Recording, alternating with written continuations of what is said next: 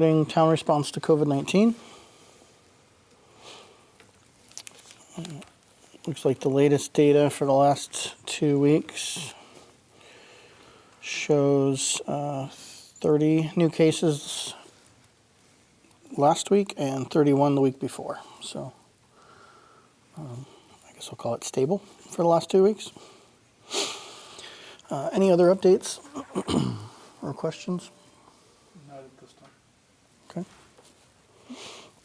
Does the when is the Board of Health meeting again? Is that I don't have the exact date memorized, but they have their face before covering order had a 30-day time span to it, so they were timing their next meeting okay? at the end of that. So it should be the first or second week of February, but I can get you a firm date. Good enough. That's what I was getting at.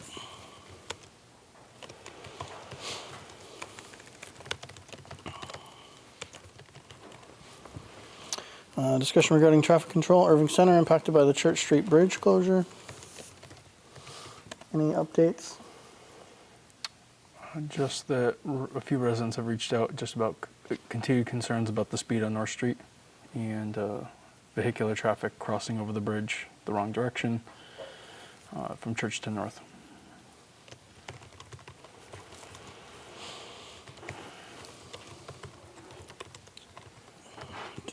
Did we have some open items, do I recall, that we were waiting on feedback on, or had we closed all of those? I believe we closed most of them. Okay. Is there a sense of frequency that's happening? The speed on North No, Street the wrong direction. depends on who you ask. I think some people who live near that location have observed it on a more frequent basis than other town officials have viewed it. So I know we've caught it on a few occasions. We've put up new signage. It was about a month ago that we changed the signage to increase the warnings in advance, as well as when you get there, it's very clear you're not to enter. You still do it. There's a no turn directional. So the symbols are correct. The do not enter signs are up on both sides. So The only thing I've anecdotally also noticed was what would definitely be overweight vehicles coming southbound across it. I Commercial of something, not residential, so. And I know Or both the police trucks or department trailers that clearly are hauling something that would exceed. and both police and highway have stopped vehicles for that exact reason. I haven't driven it recently, especially because of the, traffic pattern and everything. Do we have clear signage far enough north of the bridge to indicate not to, the limit of the bridge? I just haven't looked at it recently. I believe the answer is yes, but I can double check. Okay. Just on that same layer, is there sufficient warning that that bridge is now derated?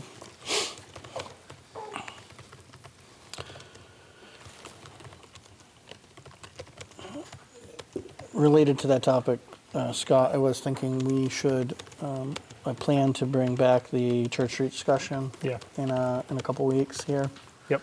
in one of the future meetings, and I think the board, at least my opinion is the board should try to get to a point of a recommended design to put to, hopefully to annual to the voters to make a decision on whether we do anything or do something. Yeah, I agree. It think needs we need move to- forward. Come to a single path to present. Because right now I think we have 3 options and haven't really gotten past that stage. So. Correct. So that's on the horizon. I'm going to get that back on the agenda here soon. In that same area, I'm assuming Capital is also looking at where swamp fits into that? Or if swamp fits into that? So we, to date, have asked for Capital to consider the engineering, so similar to the timeline that we had for Church Street last winter. And we're working with Senator Comerford's office to identify when the funding may be available for damage sustained from July 18th, and the Swamp Road Bridge would be part of that. Okay, excellent. Thank you.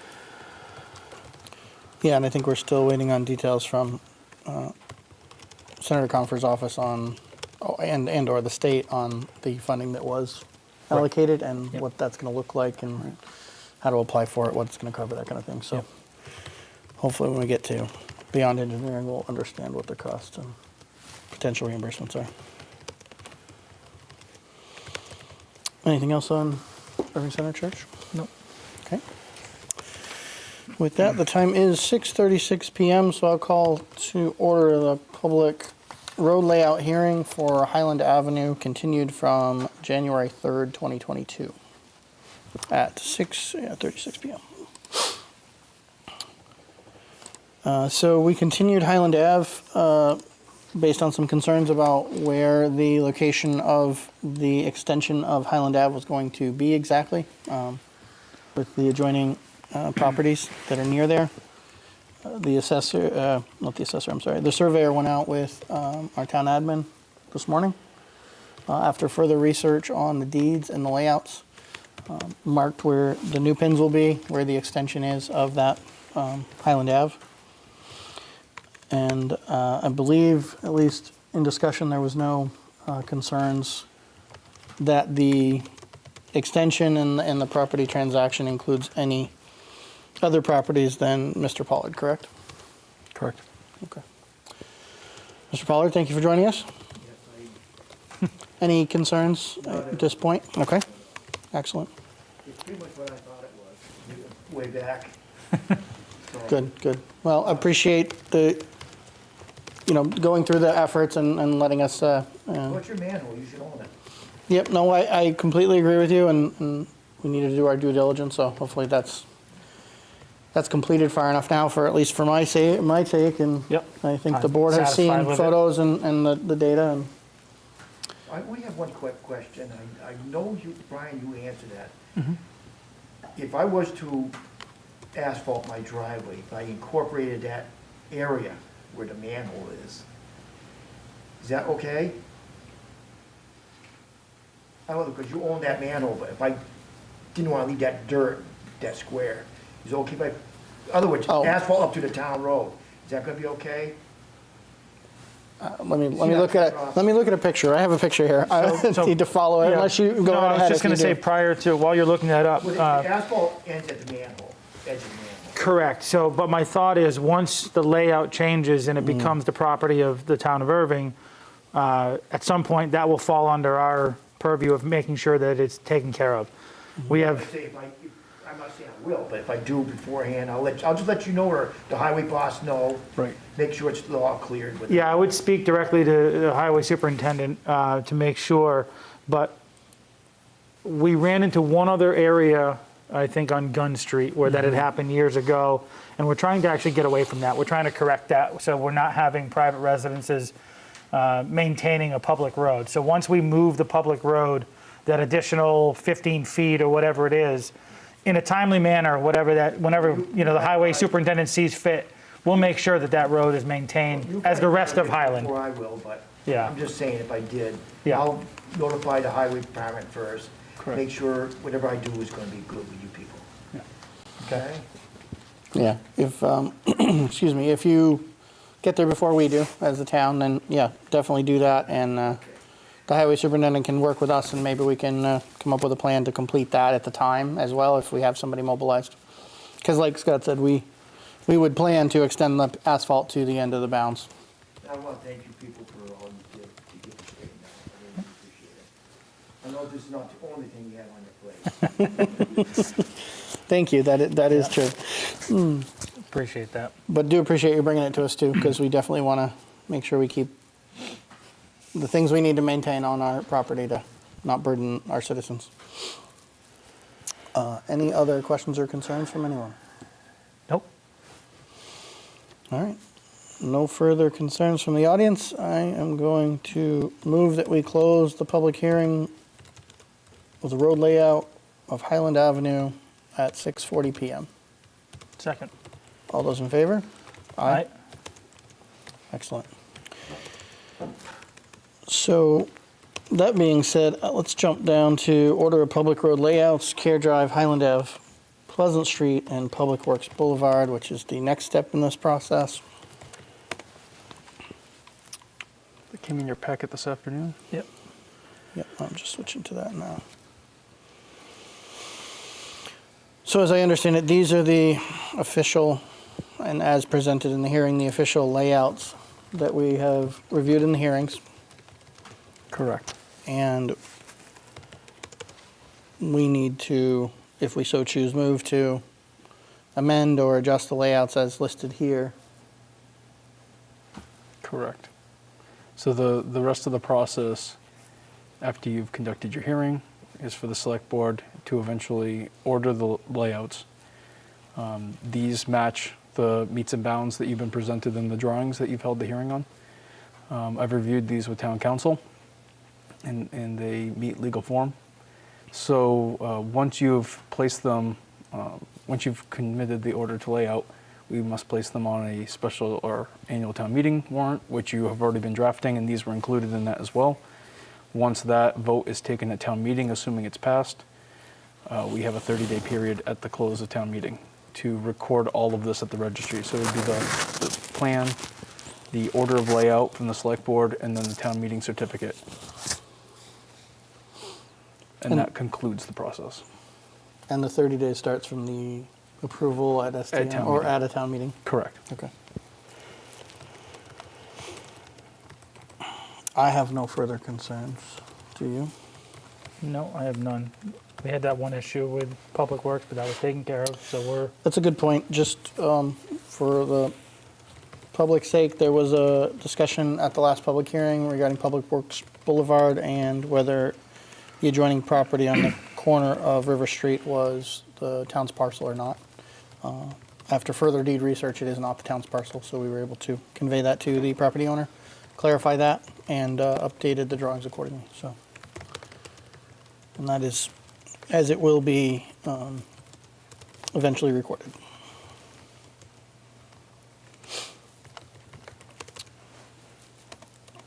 Brian, can we say per the document? You don't need us to As read the entire presented? thing to the as printed. Yeah, okay. I'm looking at the four of them like, There's a lot of vents there along the Yeah, road of the and I'd hate slat to and get, lad. you And, yeah. 1 degree off somewhere. Right, I would rather not do that. Would you like to make a motion, or would you like me to? I can take care of it. Do you need them individually, or can I do all four as presented? I can do them individually. Do you mind? That's fine. Okay. And it's, just to be clear, it's a motion to approve the layout, or the amended layout, To issue the order of layout. issue the order. I want to make sure I got that right for legal reasons. All right. Make a motion to issue the order of layout as amended for Care Drive, document dated 24th of January, 2022, As presented. as presented. Thank you. All second. All in favor? Aye. And we'll just go right down the list. I will make a motion to issue the order of layout of Pleasant Street as presented, dated 24th of January, 2022. All second. All those in favor? Aye. Make a motion to issue the order of layout of Public Works Boulevard as presented, dated January 24th, 2022. All second. All those in favor? Aye. And last but not least, issue of order of layout of Highland Avenue as presented on January 24th, 2022. All second. All in favor? Aye. Aye. All right, so next steps, as you said, it's on our STM draft, so we plan to be presenting that at the special town meeting, which is tentatively scheduled for March. We don't have the exact date yet. If voters approve, we'll get it recorded within 30 days, and then that's that. Correct. Excellent.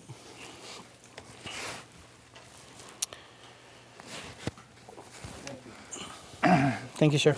Have a good evening. I'm going to jump down to review of the electronic voting machine ballot box procurement. Mr. Newton, would you like to come join us?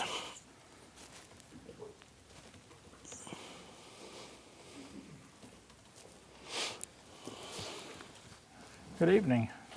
Good evening. Could I just make a observation? If you haven't set the annual or the special town meeting date, you said it was going to be in March. I'm going to be gone for a week in March. Hopefully we can stay away from that week. I'm going to be gone information? Monday the 14th through Friday the 18th. Excellent. we will do what we can to avoid that. Okay, thank you. I think we had tentatively been thinking a daytime Saturday, so that may. Well, I'll be gone that Saturday. I just gave you the That's good weekdays. to know. Okay, so 14th through So that weekend? I'll actually be gone the Saturday before and the Saturday after. I'm taking the weekends too. Okay. Yeah. We will plot that in here. So 12th to the 19th. Okay. Thank you. Thank you, sir. So we have the electronic voting machine procurement. Yeah, we got a committee together to talk about and review the vendor displays. They came in with the machines, gave us demos, talked about their machines. There are only 2 machines that are certified in Massachusetts by the Secretary of State's office. Hence, that's why we only have 2 machines on your report here. Okay. So we had both vendors come in the same day. The committee was myself and the warden and clerk, Leslie Brown and Nancy Kruslick, and then Brian sat in as well as Betsy sat in and listened. And after everything was all over, I just generated this comparison chart and talked with everybody afterwards. And everybody was in agreement that we should purchase the LHS one, the one on the right. It's called ImageCast. And they also came in cheapest, but there were other issues, I think, that made them more advantageous than the other one. I mean, there wasn't that much of a price difference between them. And I don't know if you have any questions on any of those comparisons. If you want any details, any further details that I might be able to give you. No, I appreciated the side-by-side. It made it very easy to look at, looking down through. And the service technician and the security were the 2 that stood out as different, between the 2. So. Yeah, to us too. Yep. Yeah, I think the voter security and the election security and the voter privacy pieces were Yep. clearly detailed. The differences and important. So Yep. I Yep. have no concerns with the recommendation. None at all. As you may recall, the town has already appropriated money to purchase this. I don't remember, 2-3 years ago now. It took me this long, with COVID and all that wonderful stuff to get things together. So there is still money sitting there. This will be entirely covered by that. And what I would like to be able to do, if it's all right with you guys, is I believe the amount that we set aside was $10,000. And this comes in under that, obviously. Mm-hmm. What I would like to do is use the excess money to purchase annual maintenance. And that'll give us a few years of annual maintenance, because annual maintenance is really pretty cheap on these things. If that's agreeable, I'd like to proceed along that. Do you have a quote for it or not at this time? The quote is $250 annually. Oh, Yeah, it's sorry. right Yeah, there. that was right there. One Okay. last Yeah, line. yeah. I do have an actual quote, of getting that and everything that's comparison, included. Other things that are included with the purchase is I get 2 training sessions. All right, so I'll probably have one before a town meeting and then one again before the state, just to keep things fresh for us. And at our first election, using that machine, they will have a tech person there the entire day Okay. for us. Excellent. Yeah. So As far as the maintenance cost, are you looking to maximize that and get yourself, 10, 12 years worth? I was hoping to do that, and just yes. max it out so you have maintenance for yeah, quite a long time. right. So I don't think we can engage beyond 3, Right. right? We could always renew and keep the funds in that account, Right. and you could continue to use it because it's the same purpose Right. for the voting machine. But we can't. We Well, couldn't I'm not sign sure an that's agreement true. beyond. I'm not sure that's right? true. I know at the university anyway, they always bought, when they bought new equipment, they would typically buy at least 5 years of maintenance along with it. And I don't know how they did it, but they said it was perfectly fine to do. You know, and maybe 5 years was the watermark. Maybe I'm miss. No, I think what you're talking about is the select board's ability to bind the town to a contract. Right. Right. It's typically limited to 3 years, unless voters have given you authorization to go beyond. Right. But that's kind of the other way, isn't it? We're not binding the town. We're binding the vendor. Right. In theory. Right. It doesn't mean that you couldn't change voting machines next year. I mean, you probably wouldn't. It's an Yeah, I don't expensive know. endeavor. I don't know. Right. It's a I'm not- revolving account that can stay, Well, it's a special article. or a so special it's not article, gonna be which it can closed. stay with the balance as long as we need. And as long as we're using it for the same purpose of maintaining this machine, just knowing that Yeah. at that point, the authorization wouldn't have to be annual. It would just be an article to continue to expend, correct? You don't even need that. The No. money's there. It would just be a It might be renewal. better to buy it because their maintenance will go up a bit, you know, every year. Typically, it does go up a little bit, you know, so they're giving us a deal here by buying. They're saying, you know, you can buy it all up front, so. I can double check with council. I was going to If say, you wanted to do a not to exceed the appropriation. Okay. Yeah, I was going to say, if we can do it, I have no concerns if with there's a doing it. workaround that allows us to do it, to make one motion and authorize it for the full amount, not to exceed, and that makes the most sense, to buy it now at a discounted rate. Right. Right. Agreed. One less thing to worry about for the next 10 years. Right, exactly.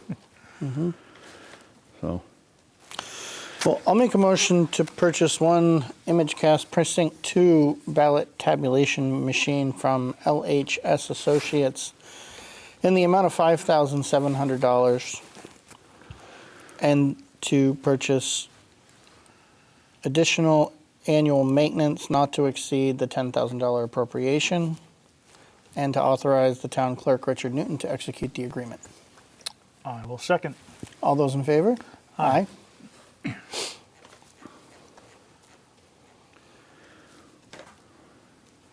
And so you and Brian can work together and figure out if, how far we can Sure. go and then yep. execute accordingly. absolutely. And then further, we need to take a vote to authorize the use of the said machine. Yes, this, I'm not sure that the vote that you just took was necessary per se because it was already It was- approved as an article, but this next vote is required by the Secretary of State's office because it's the select board that decides, okay, retire a machine, get a new machine, and they need to know about it because they prepare all the state ballots. So they need to know what machines we have so that they can prepare the appropriate ballots.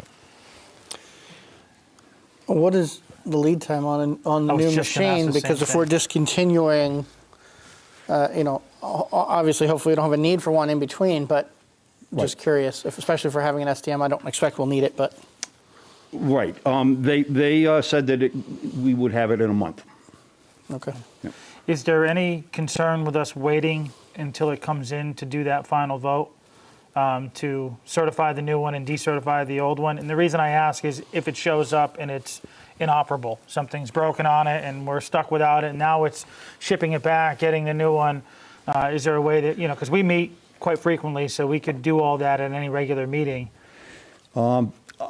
We're close to the wire. There is a time limit as to how far out, I don't remember what the number is, but we're encroaching on that number of days before an election, before you can change the ballot box. And if we wait, we may well be past that timeline.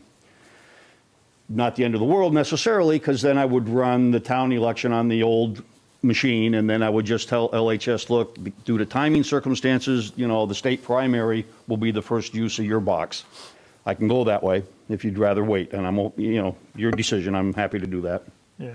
I'm just concerned that if we do discontinue the use of the old one and put the new one in, and then when it arrives, if there is some issue and we're back and forth with customer service to get it repaired and operable. Right. And now we're stuck without any working machines. Sure.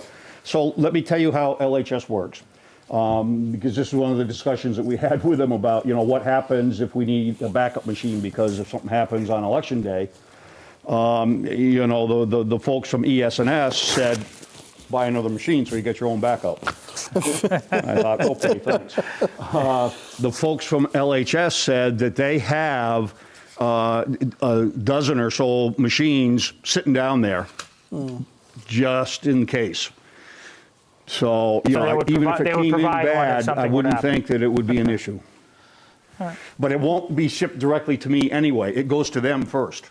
And they prep the machine and they do whatever has to be done in order to get it to us. So you're because not of- getting it from the manufacturer, you're getting it from the distributor? We're getting it from the distributor. Once correct. they Yep. know it's functioning. All right, that satisfies my concern of having it not functioning.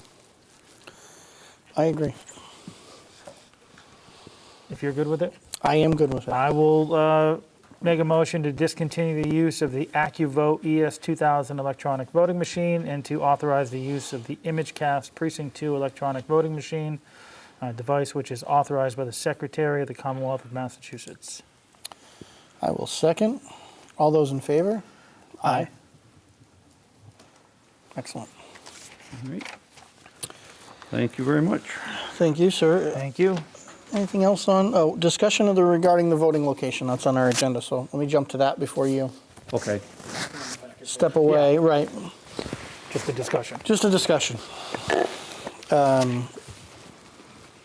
Currently, it's Town Hall. Correct. I'm just, I went downstairs today and looked at it and said, there's really not a functioning way to utilize that space downstairs for voting. Not if unless we're clearing everything out. well, and with rec moving With- that's what I'm out saying, and with all rec the stuff in stuff there, that's and that's there, not- and yeah, exactly. I That's was not trying to collate viable. my thoughts, thank you for Yeah. jumping in. So just, I guess, what other options make sense, if any? Well, couple of things. Again, there's you looking to make this a permanent change or a temporary change? Just discussing both, I guess, at the moment, Okay, all right. not I making would- any change yet. As I've been on record in the past, I would not be in favor of moving voting out of town hall on a permanent basis because that's where my connection is to the state voter registry information system. That is not a connection just out through the internet. That is a direct, dedicated, private data line. So, you know, it can be done because obviously towns that have multiple precincts do it. But it's more of a issue of I'm right there to help somebody. They just send them upstairs and I can help somebody if they're not on the voter list or whatever. Whereas if they're on this end of town, then they got to drive down to see me. They might do that, they might not. Who knows?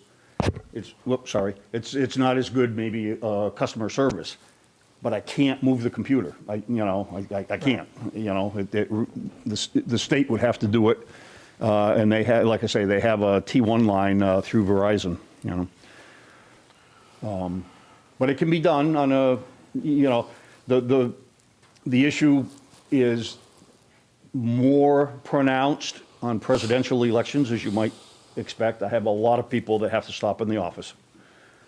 And I can use the system to look stuff up. I can go through the records that I maintain there, the paper records, you know, as to if they were dropped off the voter list because they didn't respond to the census. I can track all of that stuff.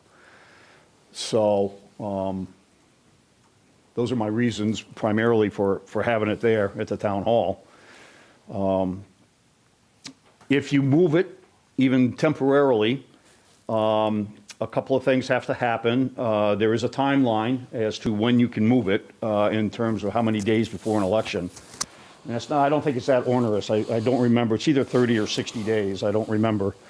But you have to notify every registered voter in town. So you have to send a mailing. Okay? And then if you were to move it again, you'd have to send another mailing. All right? If you were going to move it permanent, you know, maybe you could ask the state to install a data line, but I doubt they would do that on a, you know, then I could just pack up the computer and bring it down or something, you know, but I don't think they're going to buy that. I've not heard of them doing that for anybody. So there's, there's that aspect of, having to notify everybody. There's also ADA compliance. They may want to send out an ADA compliance inspector for the location that you've chosen, which, if you chose here or the library, I don't see Right, it it as would an be- issue, but, Right. it's just part of the process. Yeah. I know parking here might be a little better than at the town hall. Quite a bit. Yeah. A little more spillover options. Yeah, yeah. I had a question, but now it just. I'm sorry. Oh, no, not at all. You mentioned it's a T1. Just out of curiosity, that's not over the MBI? I'm sorry, what? That's not over the MBI circuit? That's a separate circuit? I don't know, what is MBI? I don't know what that is. The Mass broadband? Institute? Yeah. Oh, no, it is not. Okay, because we do have connections at Town Hall through that. Yeah, For no. something state, okay. Like I said, just to this is an clarify. actual Verizon T1 Dedicated. circuit that they've Okay. ordered, yeah. Yeah, T1 line similar to like what they do for CGIS, and anything that has to be dedicated. Yeah, some of that stuff is going through MBI, but Oh, not Yeah. not necessarily. That's why I was asking, just to make sure. Yeah. I know we have some things there that are and aren't, so.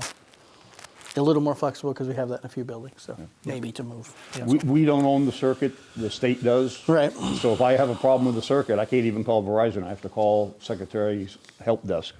Right. Okay. Well, no, I was just thinking of different locations. I think downstairs, like it has been as long as I've been in town, I don't see that as a viable option. So it would be,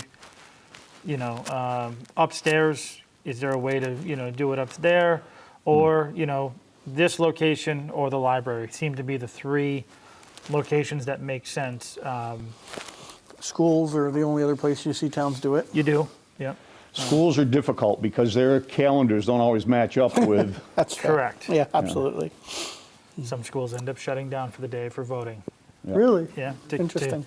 to allow public access unencumbered with students out of the building. Sure. Okay. So I'm not sure. You said the timeline's not I'm not sure what it is. It's even either 30 or 60 days. We have I think. time. Yeah. And we'd have to warn before the annual, the Monday before the annual. I believe that's our election date, right? Yes, Yep. yep. Today, this year, it's the 2nd, I believe, May 2nd. May 2nd. Okay. So we probably have a few more meetings to decide Yep. if we're going to do it, and if so, where. And is that a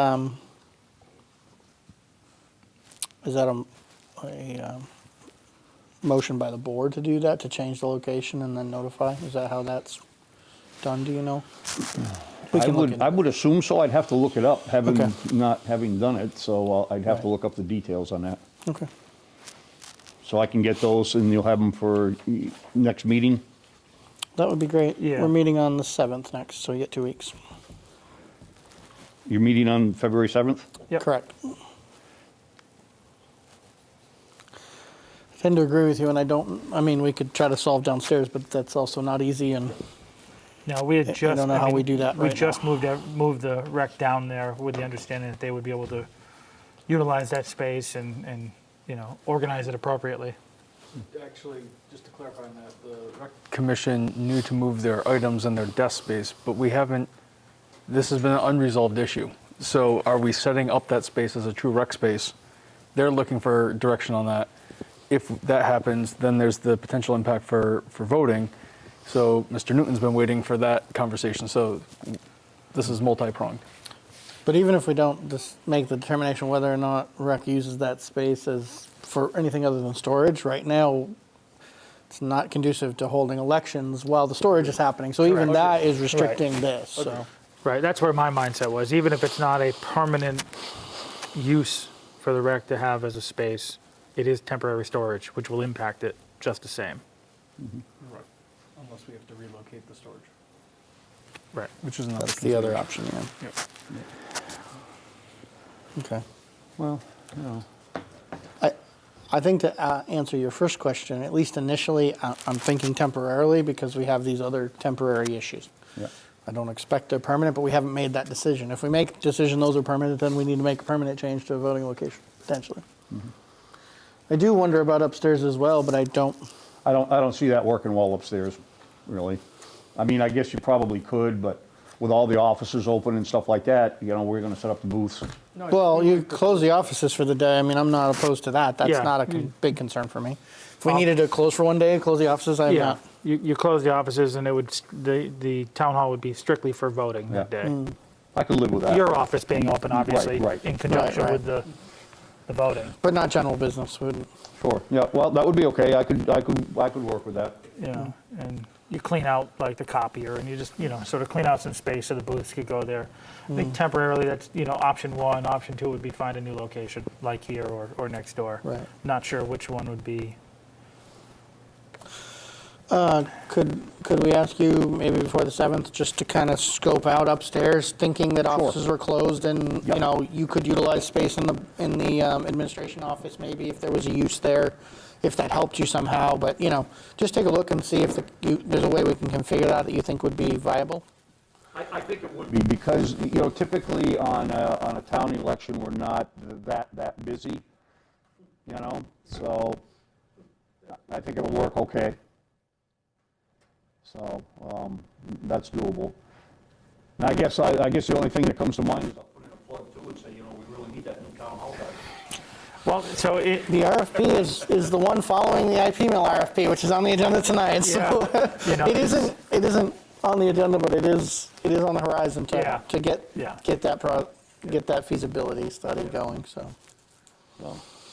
because there are unfortunately a lot of shortcomings on the layout of that building today. So, Right. Well, trying to find a nice way to say that. Yeah, that's a nice. You found a nice way to put it.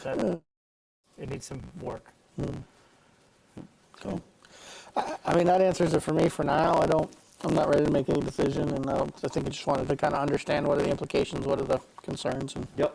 for me, Yep. Scott. Same. And I will get the information on what the actual process is and timelines. Okay. Yep. Yeah. All right. Excellent. Excellent. All right. So we'll Thank you. see you on the 7th. Yes. Thank you, sir. Thank you. Two.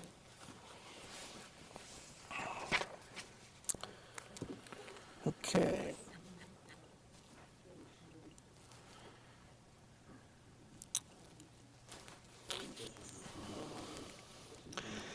All right, go back up to where we left off. Review our street forced sewer main, change order requests, no update at this point, correct? All teams, I believe I have all the information that we need to consider the request. So Okay, we should be able to hopefully handle that by your next meeting. excellent. Review of the former International Paper Mill RFP draft. All right, come on up.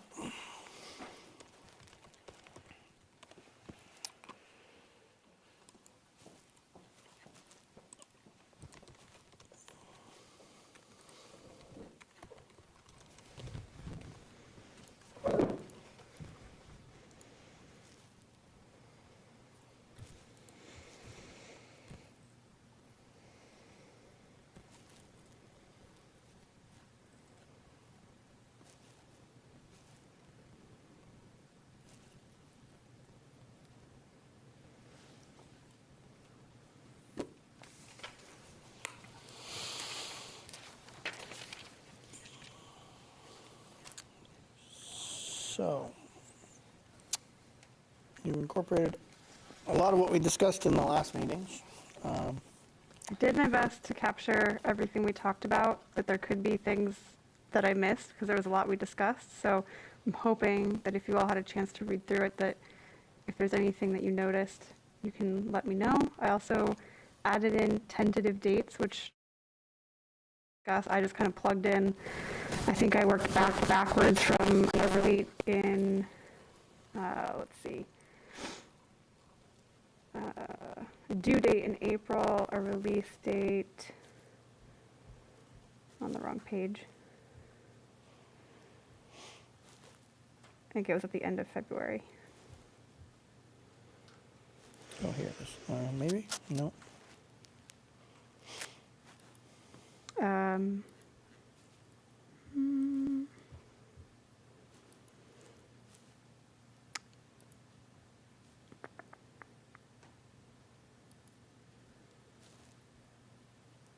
Oh, it doesn't have the release date on here. Duh. I'm looking for it. It's right. We wouldn't write the release date in here, but the pre-proposal meetings would be March 9th and March 17th. So I think Brian and I had talked about trying to release it the last week of February. Because you're all meeting the 7th and then I assume the 21st. Yep. So that would give you all a chance to review it again the 7th, again the 21st. And then if you choose to move forward, we could start advertising that Wednesday tentatively or the following Wednesday, which would be March 2nd.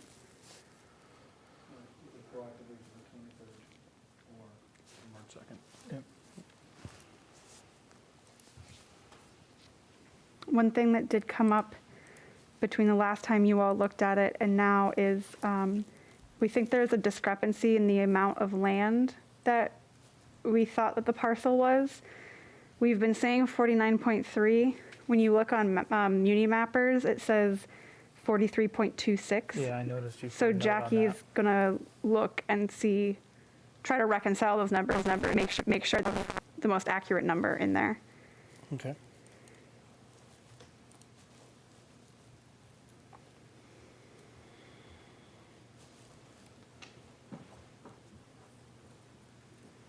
So I have a few things on it, but we can do that offline. They're just like an extra bullet. You know, I'm not going to waste the the meeting time to go over those things. We can talk about those after the meeting. I'll Sure. bring you what I have. But I did have a question. Page 11, and it's. Give me 1 second to get there. Now that I say that I wasn't ready. That's okay. It's the development concept under permitting process. Oh, description of the permitting process? Yeah. And it talks about, you know, zoning and bylaws. We had discussed be, you know, as an option because we're not sure what's going to happen with the zoning. Is that somewhere that should be addressed? Or should, you know, and question goes to you as well, is that something we want to work into this RFP as an option of, you know, we're amenable to Like a mutual. you friendly know, 40B. A friendly 40B. Yeah, yeah, as we've coined it. Because there is no guarantee about what happens and just making sure that we're putting it out and making sure we bring it to fruition, whatever comes in, whatever we end up choosing. And that's not to say we end up going with anything with residential. We Right. could end up with a commercial industrial proposal that is phenomenal Sure. with tons of jobs and we want to go with that one and that's the way we go. So it could be a moot point, but knowing that that would be impacted based on our current zoning, addressing that piece. Otherwise, you're saying we want to maximize, you know, the number of affordability, you know, putting in the caps of the 80% medium with a 40% income eligible. And when you're talking 4 units, that's not a lot. So that doesn't really, you know, it doesn't on a 6-acre parcel and It doesn't several really several lend itself. thousand square feet, and then you tell them they can put in 4 units. It doesn't really allow, you know, I don't think you can get advantageous with that correct. restriction. And even if a developer says, I know I can 40B this and pursue this anyways, there's no guarantee that we would even accept a proposal. And why would somebody go through all the process of assuming that we're going to accept their proposal when our language won't even allow them to do what they want to do? My guess is that as soon as we put this out, that will be the first question that we get. So you're going to have What to are the address it limitations? either way. If we don't put it in there. Right. Yeah. So either No, way, that's you'll fine. have to make a decision. And I think that the language saying that you're amenable to it doesn't guarantee anything. You're not saying if you give us a proposal that would require 40B, we're definitely taking it. It's just saying that if you're giving a proposal that has, you know, affordable housing in it, we will consider it if it's above what our zoning would allow. I think just saving the I tend to time, agree that putting it in there, I'm thinking of allowing for the maximum number of proposals to come in for us to weigh against each other, and also limiting the number of, you're going to get a million emails and calls and questions anyways with any RFP, especially a multi-million-dollar project.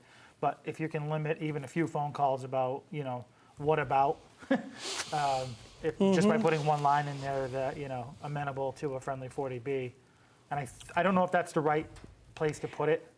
I'm not sure either, and we should also just check with council on the proper Right. wording. But Yeah. if you choose to move forward with that, I would, I guess, just ask that you kind of give us permission to find the right place and the right wording, and then the next draft, we can bring it back to take a look. I believe we had something like this in the senior housing RFP, so we have some. Okay. Thing to start from. Obviously, it's a little different, but I am definitely in Yeah, agreement I'm in agreement. I mean, if we determine, what goes through my mind is if we determine the most advantageous proposal is something that our zoning doesn't allow without a 40B, then obviously we are interested in pursuing the 40B. Yeah. I mean, it could be as simple as a proposal that comes in with 12 units. Right. Something small, Commercial. mainly commercial, mixed use, and yeah. some small industrial way in the back near Building 8 or something. And even then, our hands would be tied with just a few units because we're limited at 4. So even if we're not talking big numbers of 40, 60, 80 units, Sure. just 6 units could stifle it. So Yeah. it's, if they wanted to say, we're going to do 6 luxurious, units, and we couldn't even do that without, That's true. That It makes me chuckle when I look at the size of the building and think that, but that's I mean, if you absolutely did true. 6 units, there'd be some pretty lofty, expensive Some big units. One thing that I do want to just add as a clarification is 40B allows them to circumvent zoning if it's for affordable housing. Correct. So they wouldn't be able to circumvent for like For- luxury for- condos for- or yeah. something. Oh, right. Thank you for the clarity. Does it allow them to circumvent for a split? Like if they meet some of these requirements, but not all of it's affordable, can they do? I'm not sure about that. Okay, just curious. If you have a mixture of affordability, and does that allow them to bypass for the whole project or not? We should double check with council, but my belief is yes, because As long as when they're we- meeting the targets. Going back to the senior housing RFP that you released, we included a friendly 40B line, if you will, with a minimum affordability. A certain percentage of the units had to be, and there was an openness to having market rate. We weren't sure what proposals we'd get for a housing Okay, project. so very similar to what we have here. Very similar. 40%, and then the rest Correct. could be, Okay. But the- fluctuating at the. But the mechanics of that, we can check with council on. Okay. Make it so, number one. Will do. I couldn't resist. We haven't heard that in a We while. haven't heard that in a long time, yeah. Yeah, Chief Wonka here, we'll hear it more. But yeah, for 40B. Yeah, I just think it makes sense, and if it alleviates just a few phone calls, Yeah. it's one less thing you have to deal with. Or doesn't have anyone look at it and decide not to. Right. It doesn't Show deter interest. people. Yeah, deter Right. anyone, exactly. 40%, that number I know was out there last time. I'm okay with it, but I just, didn't know if you had thoughts. We have 0% today, so I think having a target that lifts that if we're going to go housing is important, but that's me. I'm not sure. We have a little bit of time. I've been struggling with that one because I don't know the scope of or the extent of the numbers that or proposals we'll get in and what that would look like. It's hard to say 40% of what. I agree. Right. I agree with you. As of right now, I would say leave it as is. We have a couple more meetings to, flush that out. Just anecdotally, I believe we're in the 700-something housing units in Irving, if I recall correctly. Yeah, I think that was about the number. And is 10% the threshold? That's the goal, yeah. That's the goal. So The goal, looking at so 70, 70-ish. 70 units. I'm not saying, I'm And not meaning that this and- project fills that need. I'm It just does saying help. a It 40% wouldn't number even- may potentially, depending on Yeah. how the scale, it may really chip I into mean, that. even if you did have a proposal, I think one of the RFI said 40, and 40% So of that, 16. 16 units. not anywhere Yeah, near. but that's still 2-something% from zero, so it still From moves zero. the needle.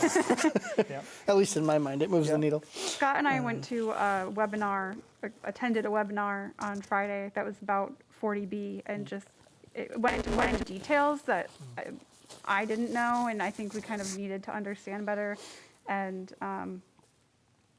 I think that it helps me wrap my head around a little bit better what it actually looks like. Like we think of it very specific to Irving, but like what does this look like for other communities? What other projects have been done with this, and like how does it affect the communities? Like what is the process? So that was helpful as we're thinking about this RFP to better understand. You know, we're looking at it very specifically for 1 or 2 projects, but what does this mean in the bigger picture? Mrs. Smith on the planning board was there. I might have heard little tidbits myself, so secondhand.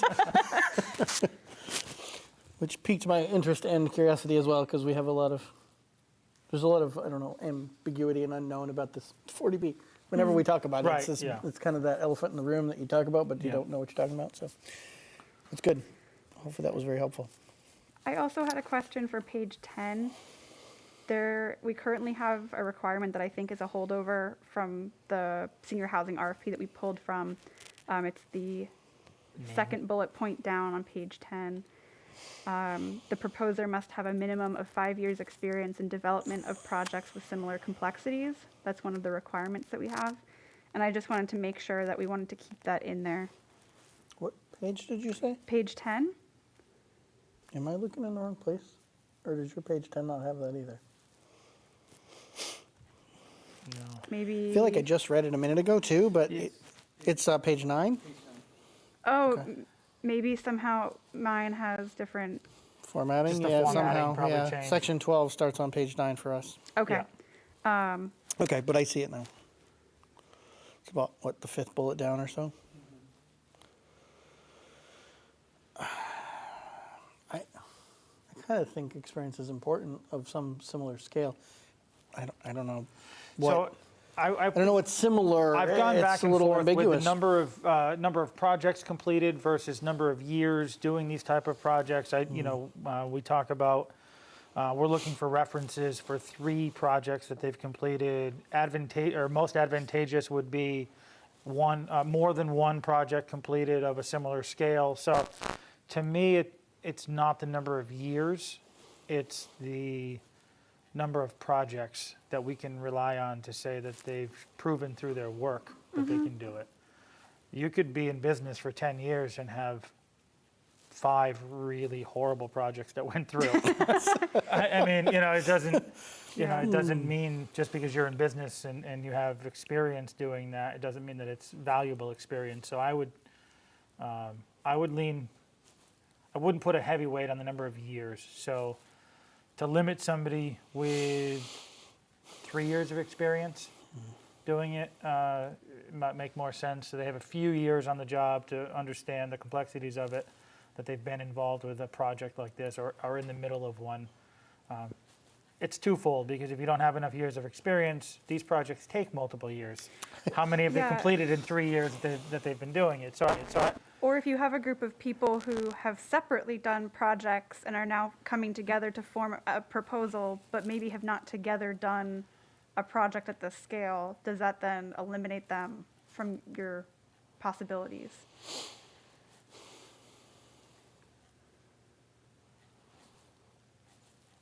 And when you're talking about minimum proposals, my concern of that's a great point. You could have a conglomerate that comes together for a project where collectively that organization has 0 years.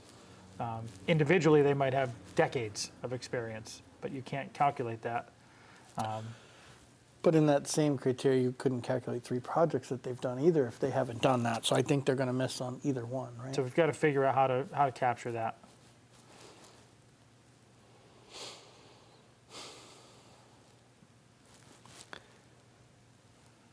I kind of not that it's but I kind of think with this scale and complexity, if you've done one, you've probably hit 3 years, if it's done. True. Because they take time. Yeah. So I guess I'm fine going to 3 years there. That doesn't concern me. Wondering if 3 references is the right number for the scale and size. I don't know. Well- Guess that one maybe. We ask for 3 projects. That's not the, is that the minimum? It's a minimum. That's the section says minimum. What if we change that to,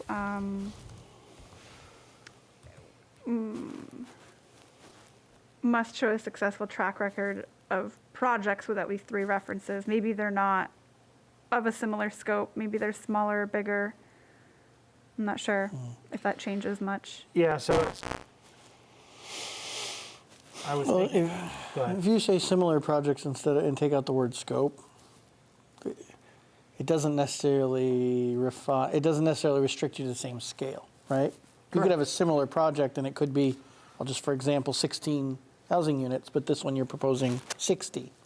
It's similar, it's just not of the scale. And so maybe if we take scope out and we just say similar projects, we can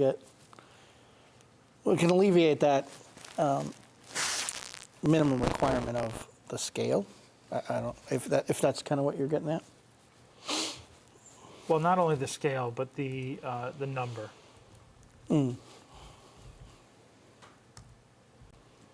I don't know. No, I'm going to leave it the way, I like taking out project scope. Because it allows for them to give us references for similar projects that we can look at. I think the idea of groups coming together, they can bring similar projects, Sure. but then you put them all together and you get to where we're trying to be, right? Absolutely. Yeah. I'm going to actually say leave it at 3. 3 references? Yeah, 3. If we change scope, I'm fine with that, yeah. 3 That was my examples. concern, yep. No, I'm Because fine with that. to your point that you made, Jake, is a lot of these organizations, they're designers coming together with builders, with architects. It's not a standalone corporation that can show you a 30-year track record. It is a conglomerate of people teaming up for a project. So collectively, They should have 3 they references. should have 3 examples. Yeah. Absolutely. Any one of them should have a reference, should have an example of a project that they were part of, and it could have been part of a project where they were the finance person that was part of a project, and they want to bring that forward, how they did the financing. Somebody else was an architect on a, and now they can show you their track record. It doesn't have to mean that conglomeration of people individually have, it's. Have the whole thing by themselves, Yeah. right? Yeah, Yeah. I agree. So I think leaving it with 3, and I would allow for a smaller scale if they happen to have. If they some- did an 18 Pleasant Street, they can Correct. use that, yeah. Yeah. Yeah. If So they've done. similar projects. Yeah, in I design. think of, there's developers out there and, you saw the old, next to Hope and Olive there, they redid that building. There was the building done over on Conway Street. Near Foster's there. Near Yep. Foster's, Yep. when that one, with the old school building that was redone. Those are smaller scale, but you can see the level of work, the craftsmanship, Right.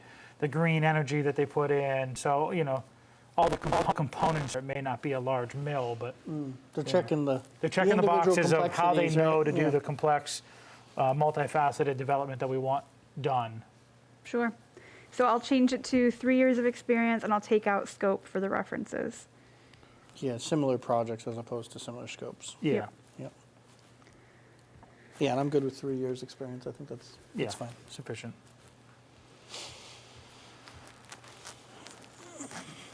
And for the rubric, I tried to take into account the conversation that we had at your last meeting of taking out specific numbers and trying to make it a little bit more broad. And then also taking out the not acceptable category so that it's just not advantageous, advantageous, and highly advantageous. When I read through it, this was much more palatable. to read it and see the 3 categories and see that it's manageable. To look at it and say, how does this project fit in these 3 categories based on what they're presenting? I really do appreciate the work you put into, especially that rubric, that component of it, which was, I'm sure, very time consuming. I felt a lot better about it after going through it too. Yeah. It does seem more manageable in my opinion. Yeah. It's more relatable to what's in my head, I guess, and what we've talked about. So I'm very happy with the changes. Yep. I want to read through it a couple more times and just, the nuance of it all, but Yeah. but the general direction and the context is much more what I was thinking. So.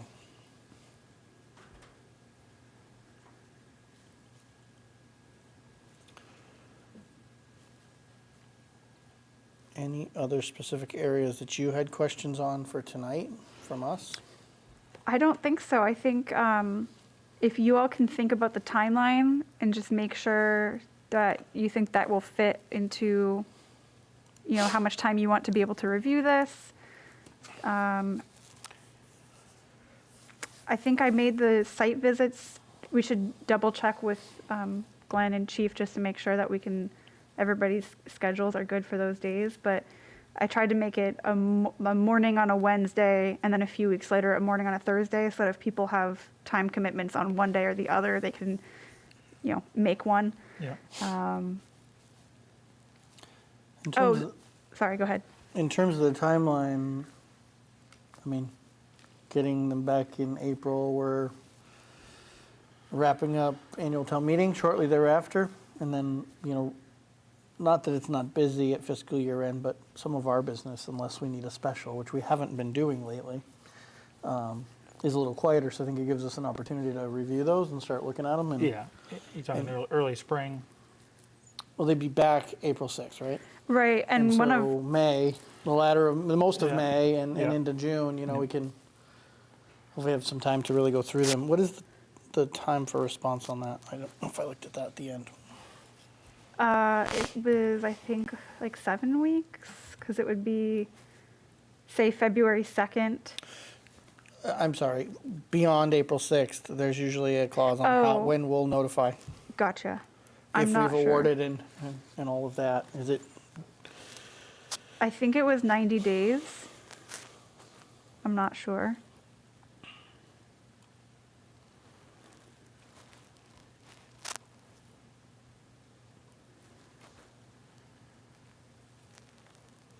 You're saying the development agreement, it is the intent of the town to enter into a development agreement with the selected proposer within 90 days of selection?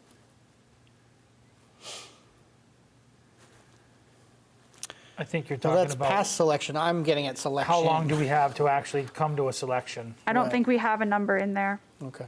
And I'm not opposed to that. Just generally, we normally do. So want to make sure we understood it if Yeah, we did. to put a timetable on us to be able to do our work rather than just forwarding it for another meeting, forwarding it for another meeting. Well, if there's a timeline, it'll make sure that we do. But I Right. also didn't want a timeline too short that we didn't feel we had enough time to thoroughly go through these, because hopefully there's many and a lot to Right. consider. Well, even if there's not a ton of proposals, the a lot to detail we're requesting is going to take some time to go through. Just and- reading them. And sort it out, so Right, making, and go through the rubric and yes, kind of, and applying and everything, analyze so it. I think giving enough time to do that.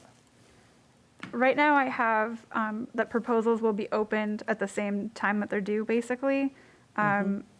One thing that I guess you should all think about is if you want to be there, when they're opened, and then do you want to have a meeting at that same time? We can adjust what time they're opened at so that you could open them and then immediately look through them and have a conversation, or maybe you want to open them, review them, and the following week, what is the timeline that you're looking for to discuss them?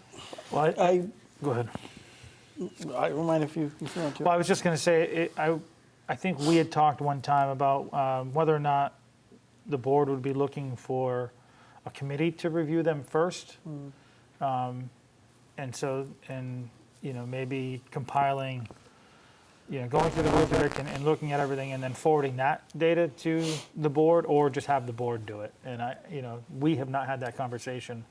That was a conversation that Mariah and I had, and Brian was there one day at town hall. So, The one piece I thought of that we generally, someone who we've contracted, an engineer or someone, or an architect, or Brian and the office handle is to go through the minimum qualifications and the minimum requirements and check all the boxes that they Yeah. are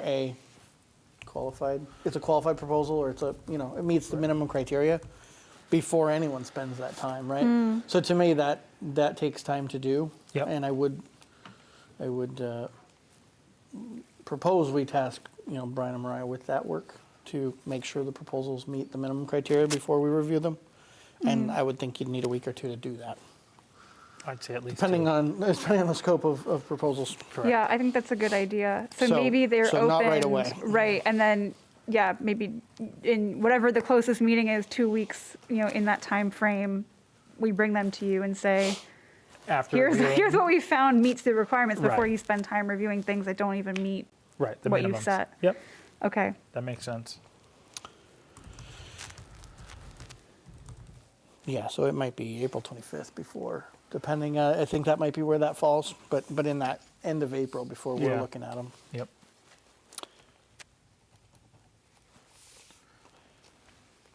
Without knowing the scope of what we're going to get back, I'm not sure whether I feel a committee would be additive at this point. If we had 12 proposals, I might change my mind, but Yeah, I don't think that's what's going to happen, unfortunately. No, I don't think so either. So- And I so think I'm maybe just waiting, waiting to see what we get back. We can Yeah. form a committee at any time if we feel Absolutely. it's pertinent to do that. If we have a meeting between when we're going to actually review them and when you've received them, we can get the summary on what there is there, and that may tell us Yep. if we're surprised by the volume, that maybe we want to consider how that gets parsed down. right. If it's a handful, 3, 2, 3, whatever, I think we can, Yeah. personally think we can handle that ourselves. Yep.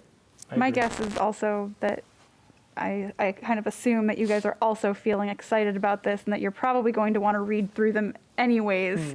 So, I know that there's a difference in the level of detail that you're looking at them. But my guess is that you'll probably also be flipping through all of them, even if we do get, 5 or 6. It's been a long time in the making. I'm totally comfortable that all of us are ready to put some effort into this Yeah. stage of it too, and some excitement around it. So I think, like you said, we'll table that one. And whether or Yeah. not there's any need for a committee till we get closer. Were you encouraging that we put a timeline when we would do selection to notify those submittals, those who submit? Well, Or were you? yes, I would okay. like a timeline on that, but I want to make sure we give enough so that we meet all of our end timelines as well. We don't push those back, but just forcing our hand to make sure that we are reviewing them and critiquing them and putting them through the rubric in a timely manner so that we're not getting bogged down and letting it sit for too long. Before I go into that, let me ask this question. Are you comfortable with the board? We'll have 2 more reviews, and then we're going to finalize this and put it out? Yes. Because that's what this current proposed timeline is. Yes. Okay, I am too. So Okay, let's good stick to know. with the timeline in there. We'll confirm on site walk dates and the other things that are in there, those details, but Yep. let's stick with the April 6th deadline and back into that. So from there, could potentially consider April mostly background work, vetting the proposals. I'm thinking May, June, July. I know it might be summer, but we're on every other for the most part right now anyway, so Yep. that shouldn't change that much. I'm kind of wondering if 120 is trying to put an end date on it. Like we'll make a selection by.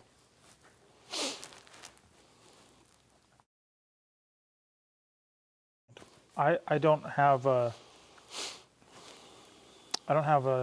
it's hard to say without knowing what the volume is.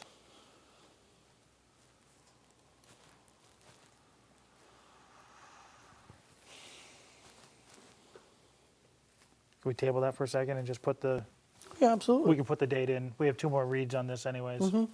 But let's put some language that just says that Yeah, I we can will put like a select placeholder by. text Same thing, and just leave that date Yeah, blank. that'll keep us thinking about it. Yeah, and then one of the next 2 meetings, we'll finalize what that date is. Sure.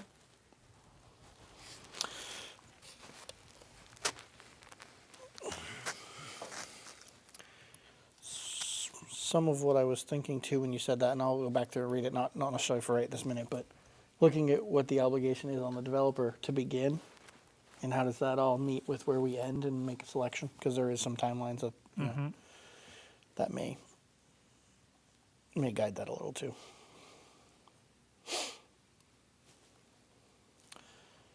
Anything else in there at this point from you for Mariah or the team? From me? To you, sorry. Feedback or changes or, Like I said, I have other Recommendations. changes, but they can be offline. They're just but not major content or anything? nothing of substance Okay. that we would need to discuss openly. Okay. And you're working on clarifying the parcel sizes and verifying that? Yep, and I will also work to get the assessed value. I think that's going to be one of those things that we're going to have to just use the numbers that we have. It's a very challenging parcel to assess, so Well, it's going to get reassessed in a different purpose and use and development finally there, so. Right. yeah, It's probably not guiding a whole lot, except if they want to offer something for the property itself. Right. and I did put in the $1 placeholder. I saw. Saw that. Yeah. I looked it up. It has to do with exchanging something, so that if someone gets sued, they can say like they didn't take it from me, or I don't know. This is my very, very layperson understanding, but Actually, you wrote that to us, and I finished a law class in the spring last year, and yeah, a contract requires something for something, so that's all what it's about. You gotta trade money for something. I'm basically a lawyer. Already getting there. I'm not concerned whether it's $1 or not. No. The rest of this, have we had Donna review any of this yet, legal? That was going to be my next question. Okay. A lot of the initial documents had come from Donna. We've been manipulating them for months, so it's probably a good idea to send it back to her if you feel like it's in good enough form.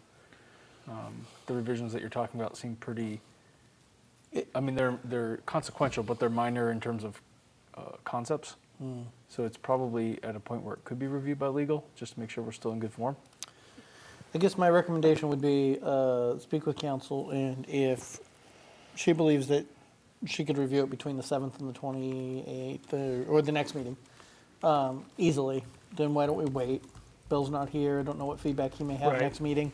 It'll give us another chance to go through it one more time if there's any substance changes, especially substance around the rubric or things like that, which I'd like to make sure she sees as well. So maybe we plan to take the draft coming out of the, a day or two after the 7th meeting, any changes, and give that to her, assuming that'll give her sufficient time. If it will not give her sufficient time, then get her the draft we have now. I was going to say, we need it back by the 20th for our meeting on the 21st, so, or typically the Friday 28th? before. 17th to Friday, Thursday before. Yeah. Am I way off our meeting till the 28th? You are correct. Because we decided not to meet on the 14th, and 21st is a holiday. That right? is correct. I forgot about that. So if she gets it sometime the week of the 7th, I'm guessing that she'll have sufficient time to Yeah, get it that's- back to us by the 23rd, say. Something, give her like 2 weeks, but Yeah. verify that. And if she needs the draft now, go ahead. Okay. I guess that's that for that one, for now. Excellent. Why don't you go ahead and stay there, and we will, rather than making you get up and come back and forth 5 times. Let's jump down to review of the direct local technical assistant grant response to the Franklin, Can we just deal this with one the, time. Can we deal with the graded school? It's a similar topic to what you just did. Sure. Okay. And the reason I need you all to take action is the deadline is currently this Thursday at 3 p.m. I was if you going to would- come back to it tonight, I promise. But it's a similar conversation. until I forgot, but yeah, no, that's fine. It was just a zoning concern that you would kick this out to January. And now that you've had a few months to work on this zoning topic, the public hearings, I can issue another addenda this week, and we can extend that timeline out again if you'd like. So I should let's issue it talk about tomorrow. review of the former graded school RFP and issuance of addenda. And we'll continue from there in a moment. Sure. So this is relative to the zoning. We realized that it was our oversight that we didn't realize it was in a zoning that restricted the housing units, probably to the detriment of our RFP.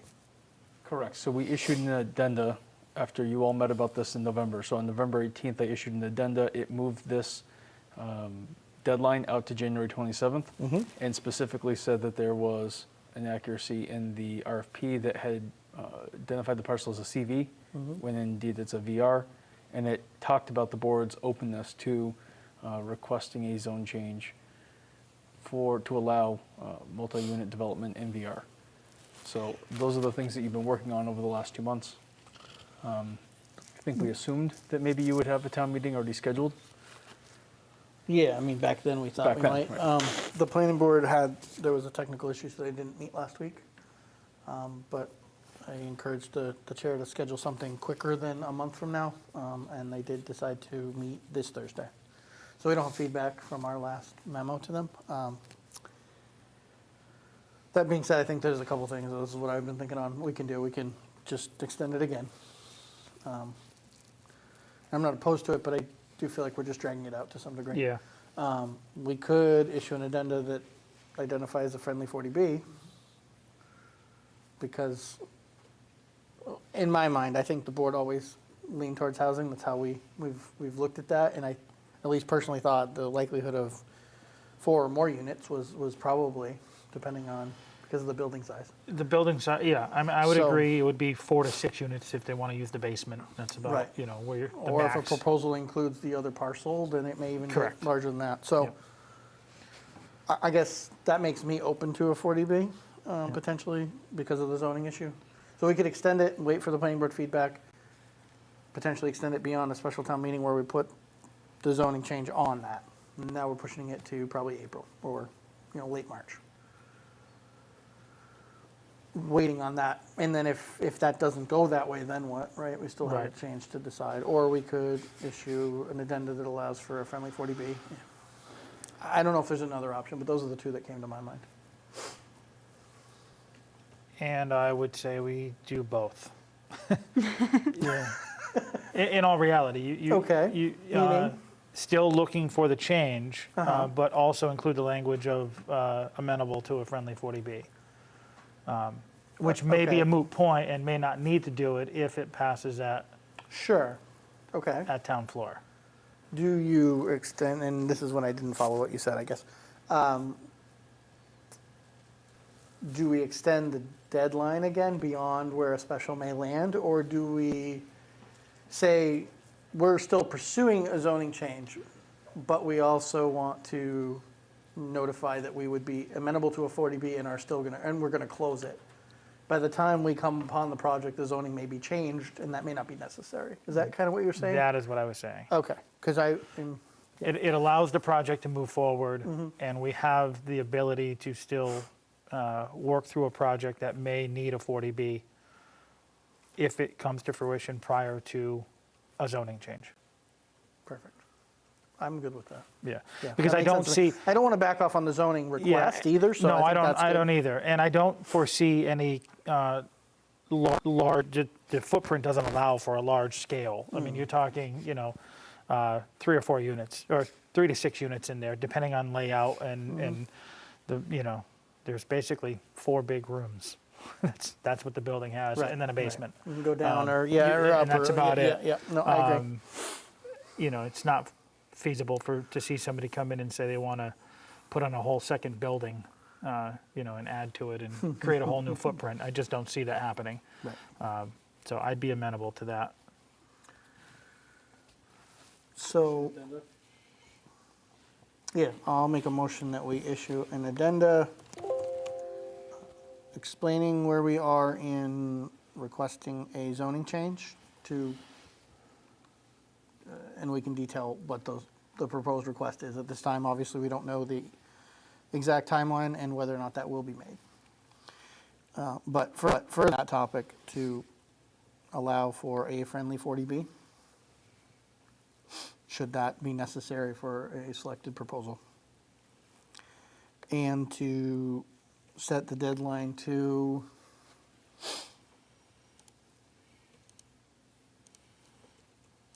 I know that was a little open-ended, but Brian, any length that you think makes sense, or just a couple weeks? It's not a significant change, I would hope, for what they're trying to do. If I get this out tomorrow morning, 2 days is 48 hours is the best practice minimum. So it could remain Thursday, but if you wanted to give a couple extra days just to. Can I offer just somebody might have not planned on submitting a proposal because they didn't Fair. think that we were going to allow it. So my recommendation would be like 2 weeks, because if somebody wants to pull together a proposal now that they have new information, Right. that might happen.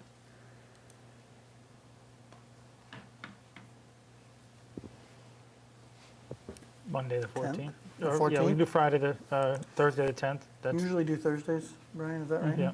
Okay. Yeah, I wouldn't want to push it all the way to the 17th. Right, to February 10th, 2022.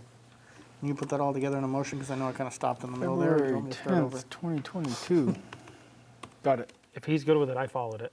Okay, I will second it. thank you. All those in favor? Aye. Okay. So we may have those for the 28th? Yes. Okay, excellent.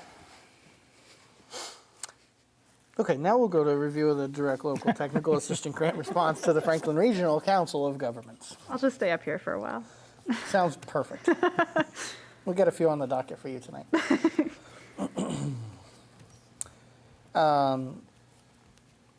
So this is kind of a continuation of lots of topics we've had lately about grants and what projects are we doing and budget and planning and capital and all of that. Brian and Mariah have been working on this.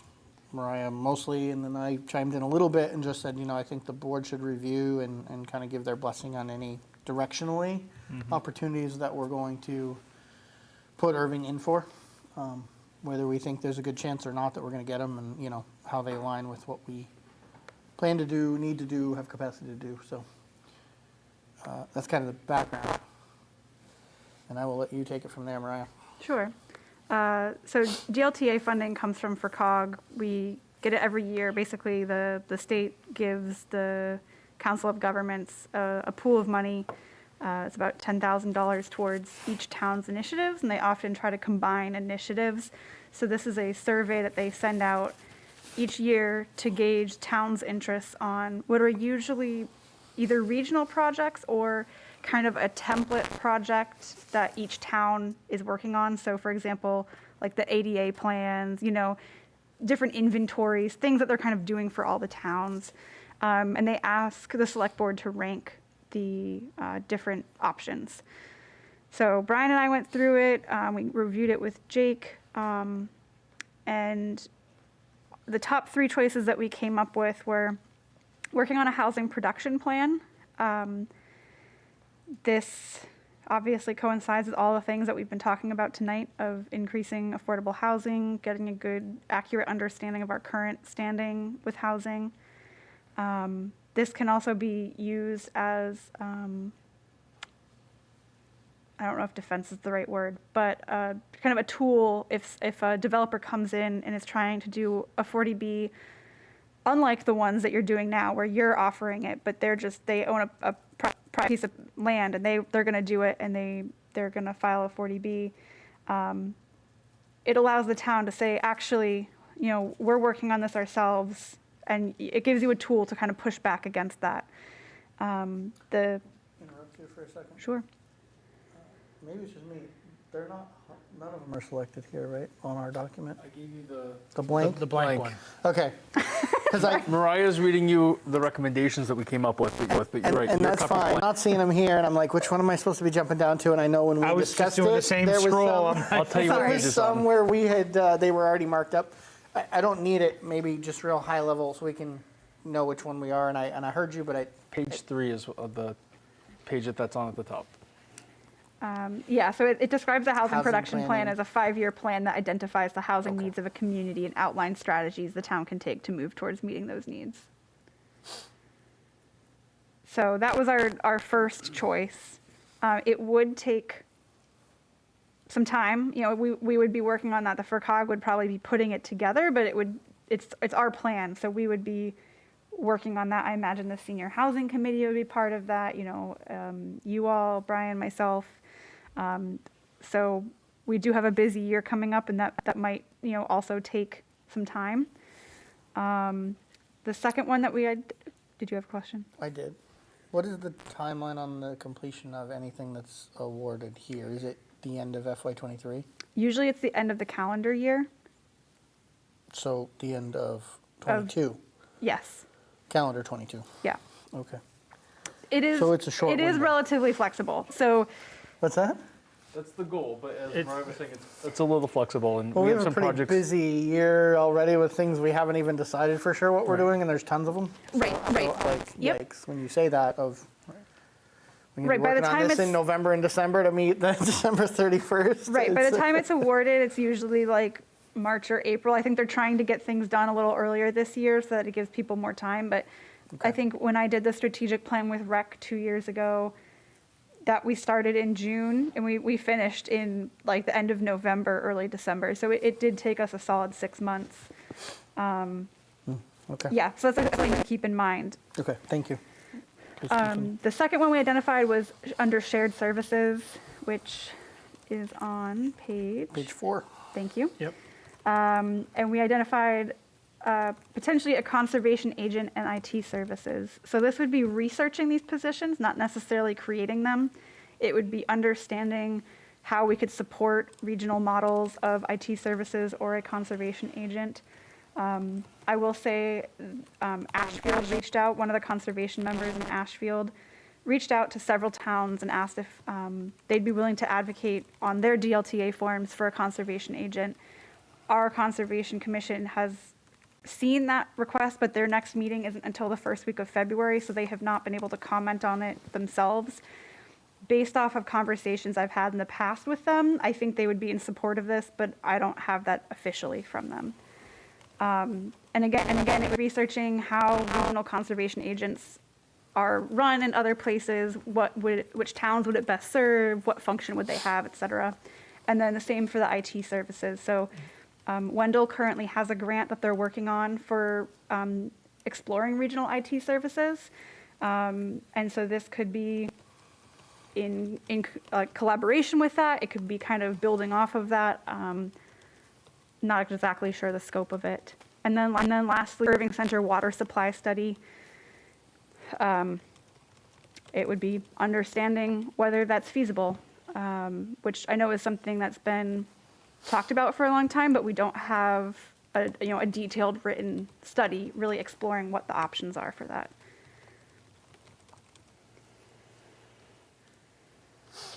And this is due, The 28th, so Friday, Thursday? Friday?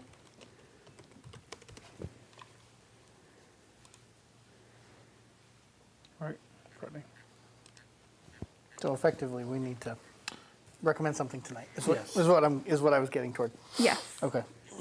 And again, there's flexibility here. So if they awarded something and you were like, actually, we don't have the capacity for housing production plan, they kind of tell everyone, here's the categories of projects that we're moving towards this year.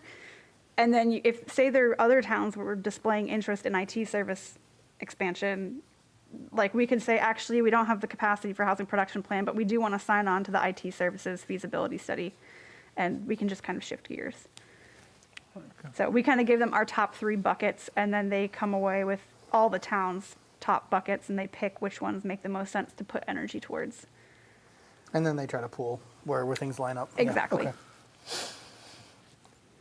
And just to add to the Irving Center water one, I know that probably comes out as like a project that hasn't had a lot of conversation, but there was it was right when you were hired 2 years ago. There was a forum that Senator Comerford, Representative Natalie Blais, DEP, a whole host of entities. The governor's office was there to talk about Franklin County infrastructure, specifically looking at water and wastewater. So this has been going on. We presented at that workshop. So for the last 2 years, there's been this effort to further explore the current state of our infrastructure.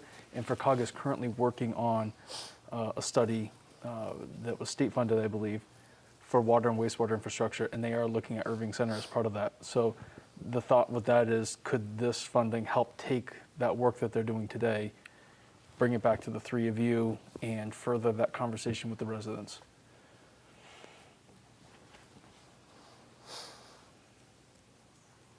Okay. Any initial thoughts, Scott? I don't have any concerns with the 3 that were chosen. I mean, we've utilized this in the past. This is how we got our open space plan. We went through, and that's, the assistance for that. So the process makes sense. And I think the items you talked about made sense. The items that we've been talking about for a while, specifically the IT, regional IT, for quite some time. So if we can get some assistance on moving that, that would be fantastic. Yeah, I don't have any concerns with moving those forward. I guess my only one is the housing one, not because I don't think it's important, but that sounds like the one that carries the most demand on our town staff. Agreed. And I'm inclined to move it down the list because I don't know that we have the capacity to do that this year. Not that we shouldn't, but The bandwidth. I do think we are overcommitting our bandwidth year to year, and it's not rewarding in the long run. And I think we need to be cognizant of that. And I'm leaning to Concom agent being the first one, just because I think there may be some long-time experience and knowledge that may or may not be on that much longer, and so that may lend the need for more support than they have today. And that may be as an agent, I mean, our health agents have been great assets to the Board of Health and to the town, and having that shared resource is huge, and so. Is and your I- suggestion keeping the 3, but just changing the order? Yeah, just maybe moving housing to the third instead of the first, and maybe that's what the FERCog comes up with, is where they're going to put some effort, and we can determine at that time if we're able to buy in the staff time. Okay. That's my thought at the moment. But other than that, I'm I'm amenable okay to with that. it too. I think there's a lot of things on this list that we could select. So Yeah. it's definitely hard because there's a lot of things that we could benefit from, I think. But yeah, I guess that would be my recommendation. I'm assuming you presented them in the order you were thinking of recommending them? Right. Housing, Concom, and then Irving Center Water? So your recommendation would be the shared services first, then the Irving Center water supply study, and then the housing production plan. Correct. Okay. If you're good with that. I'm fine with that. Okay, let's do And that. right now I have the IT and conservation agent as the same line, so I think we can put both of those in. And if all the towns, I think we'll see what happens. Mhm. Okay. Okay. Do you? I'm good with that. Do we need a motion to submit that? I'm not sure. Sure. To Mariah's point, it's a survey at this point, so it's Yeah. the 2 of you. I'm not. If you're good with it, I'm good with it. I'm good with it. Yeah, no, great. I'll Okay. submit it as we discussed. Great. Thank you. So,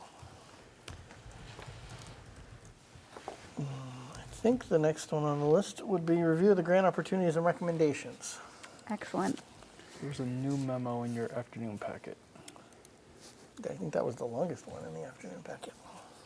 Correct. Yeah, so I'm sorry I didn't get a chance to finish this until today, but I was able to write up a memo outlining which grants we have active and which ones are potential grants that we should consider applying for this coming year or perhaps next year. One of my goals over the past year was to wrap my head better around all of the grants that are out there and how they align with projects that we already have on our master project list. And so this was an attempt to kind of summarize all of that into one place. So you can see we have a whole bunch of grants ongoing, most of which will wrap up by June 30 this year. And then as we look ahead, the main one that I wanted to talk to you all about tonight was the Wheelock Street Culvert construction. I did have a chance to talk to Glenn about this. We had an MVP grant 2 years ago that funded the design and permitting of 2 new culverts on Wheelock Street. They're relatively small. They're kind of intermittent streams. And And we got that work done. It's been designed, permitted. Our estimated cost is $320,000. And last year, Glenn submitted a capital request for it, but he did not submit one this year. He felt that we had so many other priorities that it didn't make the cut. But there's a DER culvert replacement grant, and I think that we should consider whether we apply for it this year or next year or whenever. I think it could be a potential source that matches the project that we have. Applications are due in February. There's expressions of interest that are due the end of this week or beginning of next week. That would basically just be starting a conversation with them about this. So we would put our expression of interest in. They would come back, conversation about it, and say, we think this is a good fit, you should apply, or you need more information, or this does not fit. My request is that I'm able to submit that this week to start that conversation, and I could always come back to you after I have that to fill you in on whether it seems like we should apply for it or not. If we chose to apply this round, award would be in July. And my guess is we would have either a year or two to complete the construction with that work. Yeah. So that's the most time-sensitive one, just because of the expression of interest. I already have the expression of interest drafted, so if you want me to send it in, I can fire that off tomorrow. But I also understand that we have a lot on our plate, and we don't really, as we learned last year, we have to keep capacity for when we have unexpected things that occur. Hopefully we don't have more of those, but I hope not. I think we do need to. We do need to plan that way. So I guess the timeline piece for me is again, my concern. So you said it's a letter of interest soon, apply in 2 weeks, give or take. Award in the summer. And we have a calendar year to finish it? Or 2 calendar years? I would have to Do we double know? check. I think it's, my guess is it would end June 30 with a fiscal year, because most of those are that's their funding cycle. Mm-hmm.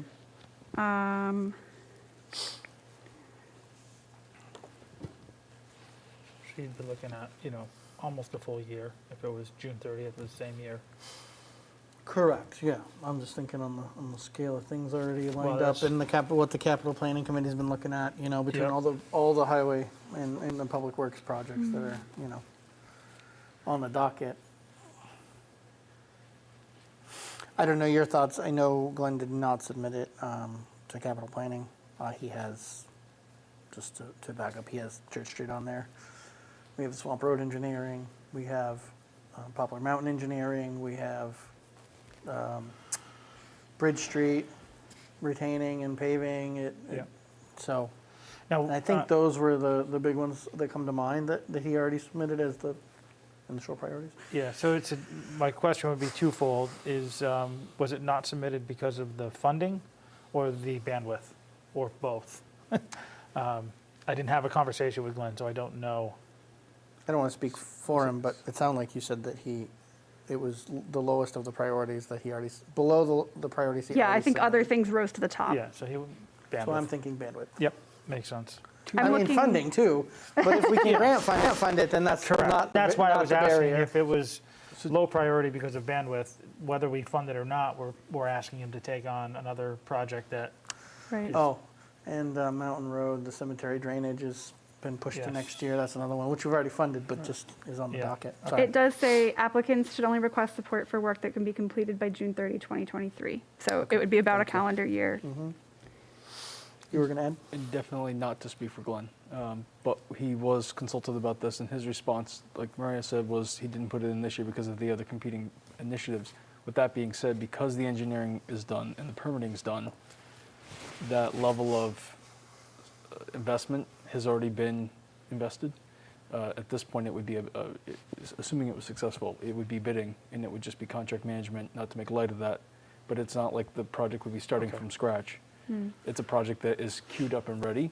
So I think he was open to the application if the three of you wanted to at least submit it, only because it's at that point. If it was from scratch, Right. I think he would Right. say, this isn't a project. and this wouldn't be an internal project, this is a bidded It would bidded- absolutely be a Yeah. bidded project. And I asked him if he was, before I brought it to you, I asked if he was supportive of applying for this grant. He said that he would be. I think because of that, he wouldn't be doing the work with his crew.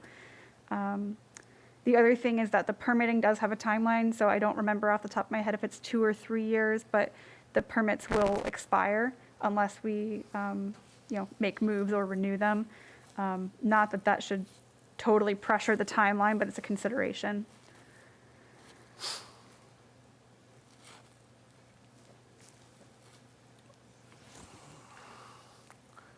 So our capital process would normally say it should have gone through that request. They're meeting Wednesday. I guess if the board is open to, if we can get a grant, maybe trying to fit it in the end of '23, in the spring.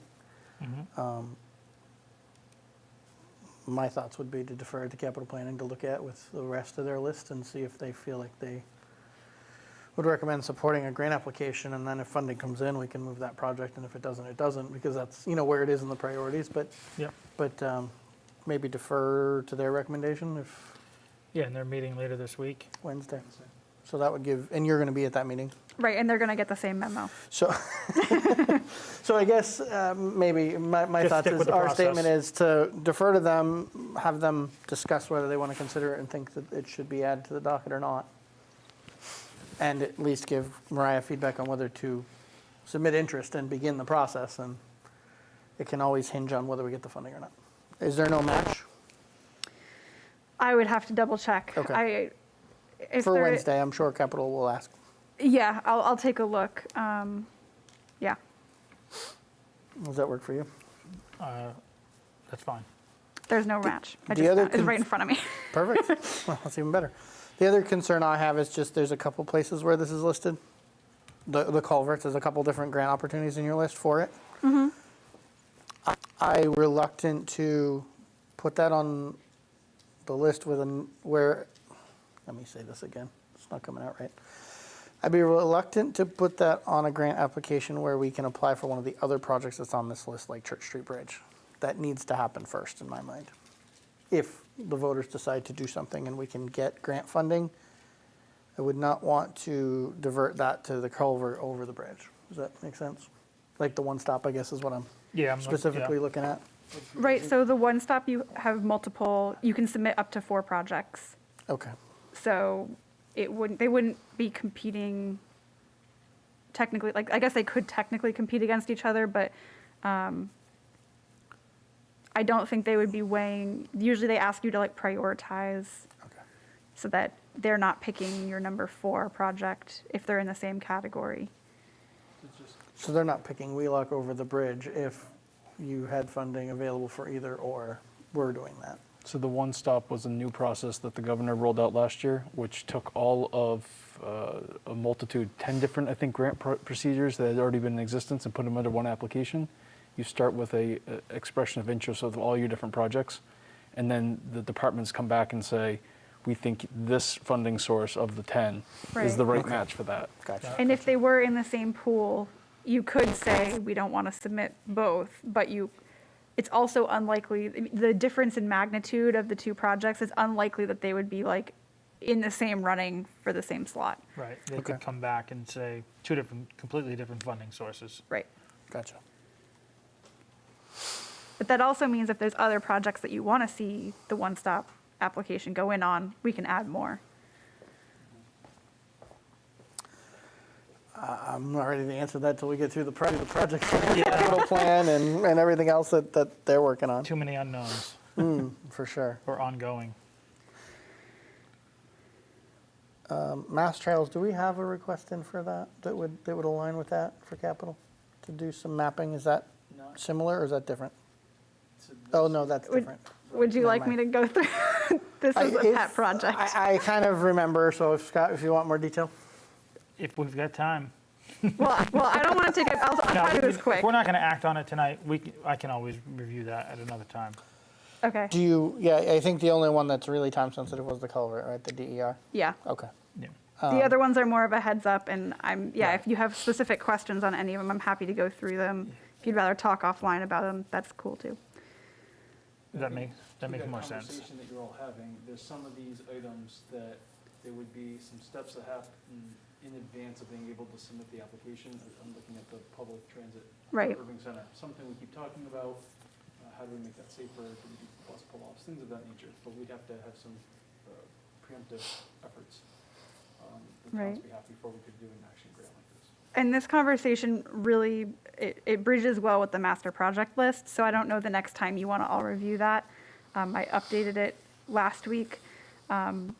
And I know recently we've had a few long meetings where there's been a lot of discussion, but if you expect there to be a shorter meeting where maybe you want to spend time reviewing that, maybe we can go through this list more comprehensively, because they really do match what the priority of the projects are.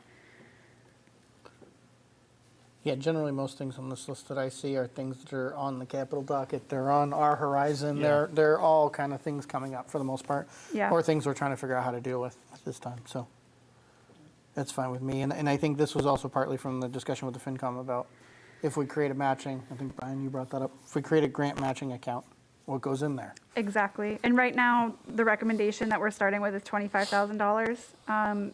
It was you can see at the bottom of the memo, I tried to tally up the matches that we've done for other recent grants, and it's kind of all over the place because the grant sizes vary so much and the sources of them vary so much.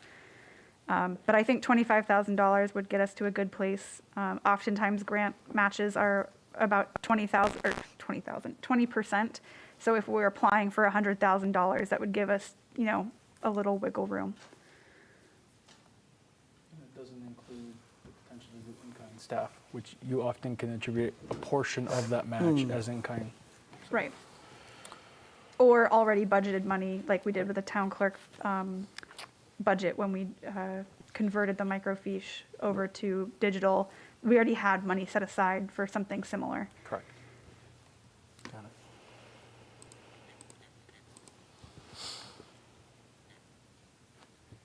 I think for the moment, that clarified any questions I had about the list for now. Yeah. You? Yep. Okay. Next week, joint meeting, Brian, or next joint meeting, not next week, with the Finance Committee, we should put this Include on. this. Just so we can give them a little high-level overview, whether Sure. you're there or not. If you are, great, and you can talk to it. If not, we can muddle through it a little and Okay. explain what it's meant to show and kind of further that discussion with them about the grant match account. Sure.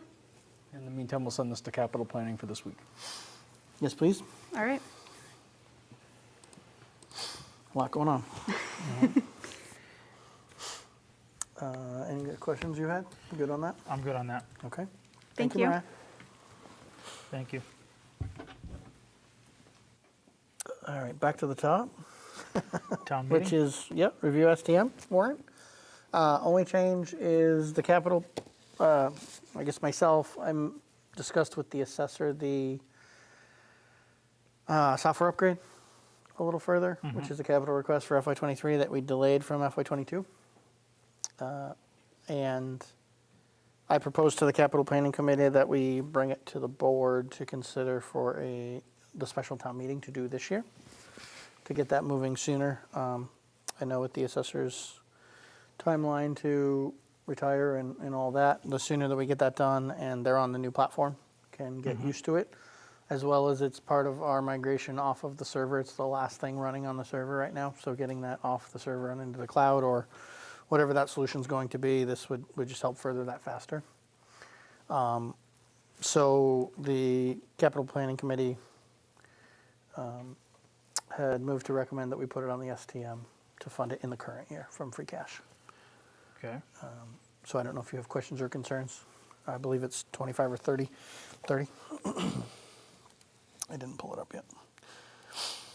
Your new, I had to reorganize everything to new Article 3.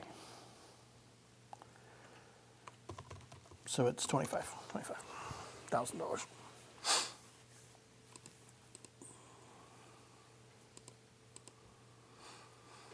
Other than that, this is the same document. There's no changes recommended by council. The road layouts are as we have ordered them. One change. The only other change is in article, I didn't give it a name, it's the acceptance of Highland Avenue. And if you go to the very end of it, There's additional language to authorize the taking of that 247 square foot easement that you've been discussing with the Pollards.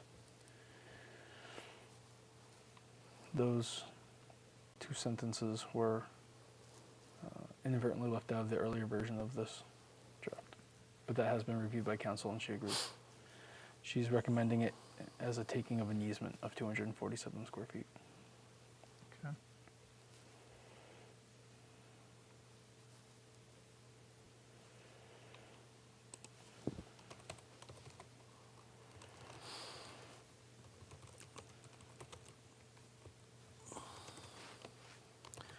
So,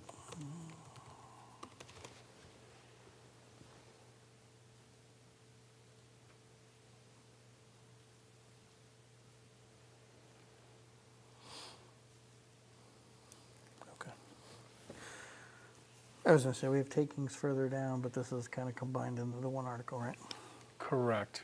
To do the layout, there's also the taking. And the taking all at once. Right. Well, if we don't take, we can't do the layout, so, Correct. Yeah. right, okay. And then this vote certificate goes with, assuming it's approved at town meeting, goes with the order of layout you just It's approved. an easement, it isn't, we aren't taking the, I originally had it just written For as a property? taking. Yeah. She questioned whether or not we would add the word easement, with the understanding that when you say you abandon the road, the statute says that you go down the center line Oh, of and the it splits layout back to- and it splits back to the property. So if you were ever to abandon Highland Avenue, it would revert back to the To- parcel it was taken from with this language. with this language. If we didn't do this and it was a taking, it would then split to, In that particular case, because the property is still on all sides of it, it would still revert back. but in theory. But in theory, correct. Yeah, a little known thing about public roads, they revert back to the adjoining properties if you abandon I them. guess my only concern was with that language, is it changed the way it is as a public way or anything else? And if it doesn't, then I does don't not. have any concerns. That was my. It seems odd that we don't own the road per se, but. Right, and the easement, does that, to Mr. Pollard's question about maintenance of the road? We are still responsible for all of this. Okay. I just want to make sure And that I can- language doesn't change the does basic not. principle of what we were trying to get at is ownership and maintenance of. We can remove the word easement if you'd prefer. It's still, regardless, it's a taking. Okay. But if you would be, I just want to make, if Better legal says satisfied? it's fine, I just wanted to make sure that we don't, to his point, we don't run into the situation where we're trying to maintain a road that is not actually ours. you would not, because you would have the public meeting vote specifically incorporating, and you'll see those meets and bounds in there of the 15 feet by 16 and a half. Yep. So that wouldn't be a concern. But again, if you feel better not having the word easement in there, we can remove it.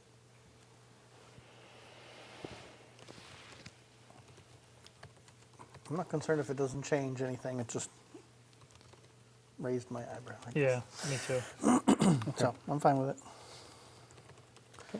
I don't know that Mr. Pollard had seen that or has a concern, but if he does, you can explain that. Correct. And if he had a concern, let us know. If you do have a dialogue with him, we can always change it back to Agreed. not be an easement. Okay. And there are no other revisions in this document from your last review. Oh, except I should note, you all, the FinCom took votes for the recommendations, and I put those into the financial articles, so it does capture their vote.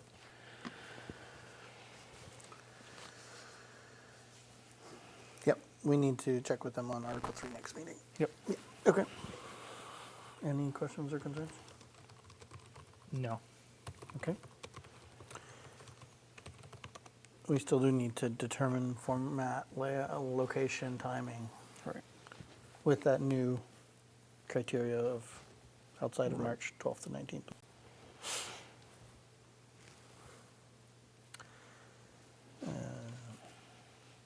We'll pass over meeting minutes. Review of the 13th water commitment for FY22. Give me 1 second, I'll get there. Make a motion to approve the 13th water commitment in the amount of $67.30. I will second. All those in favor? Aye. Aye. Thank you. That is in your box, ready to be signed. Okay. Okay. Issuance of calendar 2021 alcoholic beverage annual report, 2022 seasonal population certification, and the 2022 renewal certification. This is your annual report to the ABCC.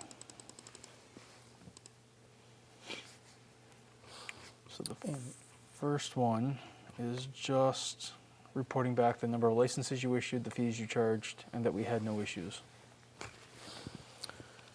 Make a motion, we issue the alcoholic beverage licenses annual report 2022 for calendar 2021 as presented. Second. All in favor? Aye. Aye.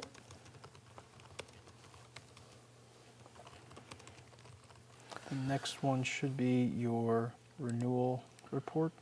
Or excuse me, is your Yeah, seasonal certification. So, Make a motion, we issue our 2022 seasonal population increased estimation form depicting no seasonal increase. Second. All those in favor? Aye. And lastly. Nope. What is that? Hold on one second. Am I on? Yeah, okay. I'm missing where I was going. Renewal certification was the final one. correct. And the only thing you're going to see on here is that under section A, there was the withdrawal of the Crooked Tap Cafe license. So we need to report that they did not seek renewal for 2022. And the nuance of extending it for a short period and then not continue it is Did you rescind it? unimportant. It's Right. rescinded at this point. Correct. Okay. Yep. Make a motion, we certify our renewal certification for 2022. Second. All in favor? Aye. Aye. Those are all in your box for signature. Establishment and appointment of a patrol officer screening committee. We are ready to close the application period this week, and the committee, assuming you establish and appoint, would be ready to review as soon as they're sworn in. It has on here select board member, and if I remember correctly, at the end of another meeting, Bill has served on this in the past and has expressed interest. Chief, is that correct in that assumption? Him not being here, I was going to recommend that we put him on there, but if he has, for whatever reason, changed his mind, I will gladly backfill that. And if we have to change the, if you want to put it on as an alternate or something, just to cover it in case he changes, in case something happened since the last time, since we're putting him on with him not being here. So can we move to appoint him, and if he declines, to appoint Scott? Of course. Okay. Yeah. Just to cover it so that, we make sure it's covered. Yeah, he's not here to speak to it. I agree with you. I think he would and Yeah, and will he's want expressed to. interest, Sure. I think, saying he's served on almost every screening committee for the police department since he's been on the board, so. And Probably. he likes to continue in that role, so. Yep. Well, I'll make a motion that we establish a patrol officer screening committee and further appoint a 5-member committee consisting of the chief of police, Chief Holst, Sergeant Pecos, Patrol Officer Moretti, Highway Superintendent McCrory, Select Board Member Bembry, who, if he declines, would be replaced with Select Board Member Bastarash. I will second that. All those in favor? Aye.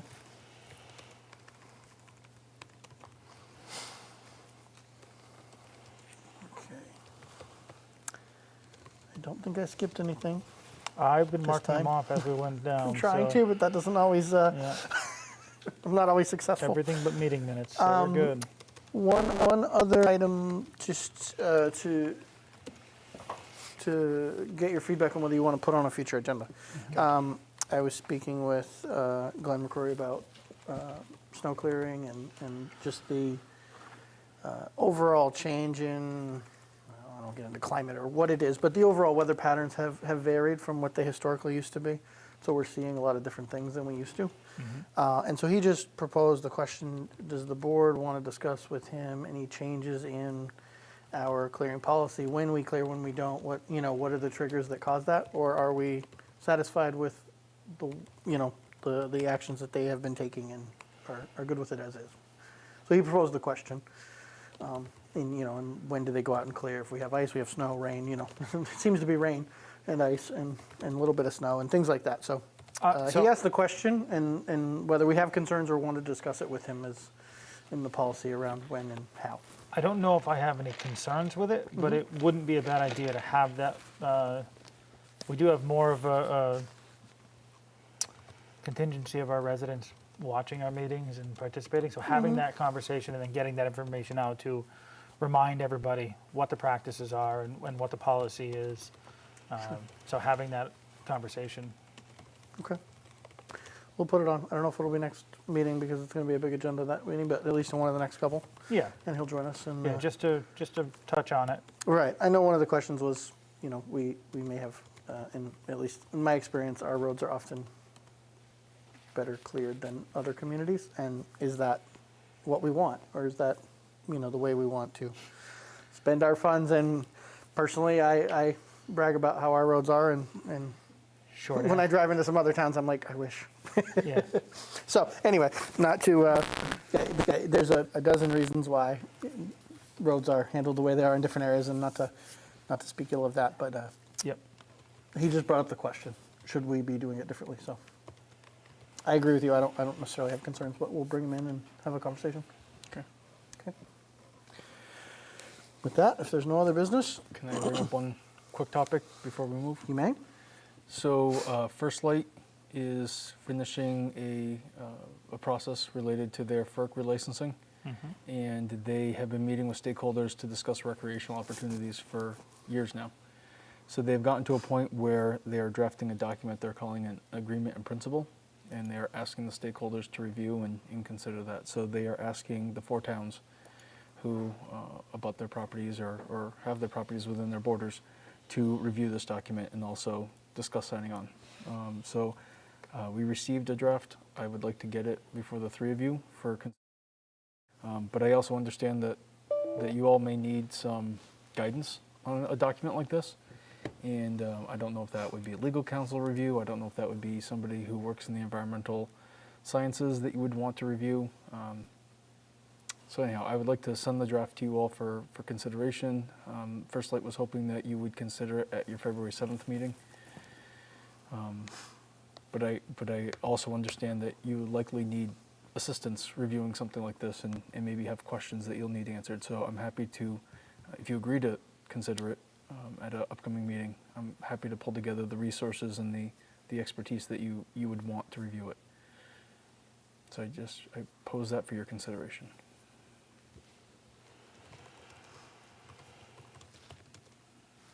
I'm open to reviewing Yeah. it, depending on the scope of what's in there, and it sounds like it's primarily environmentally focused, the way you're portraying it. Yep. I do think some expertise would probably be helpful, Okay.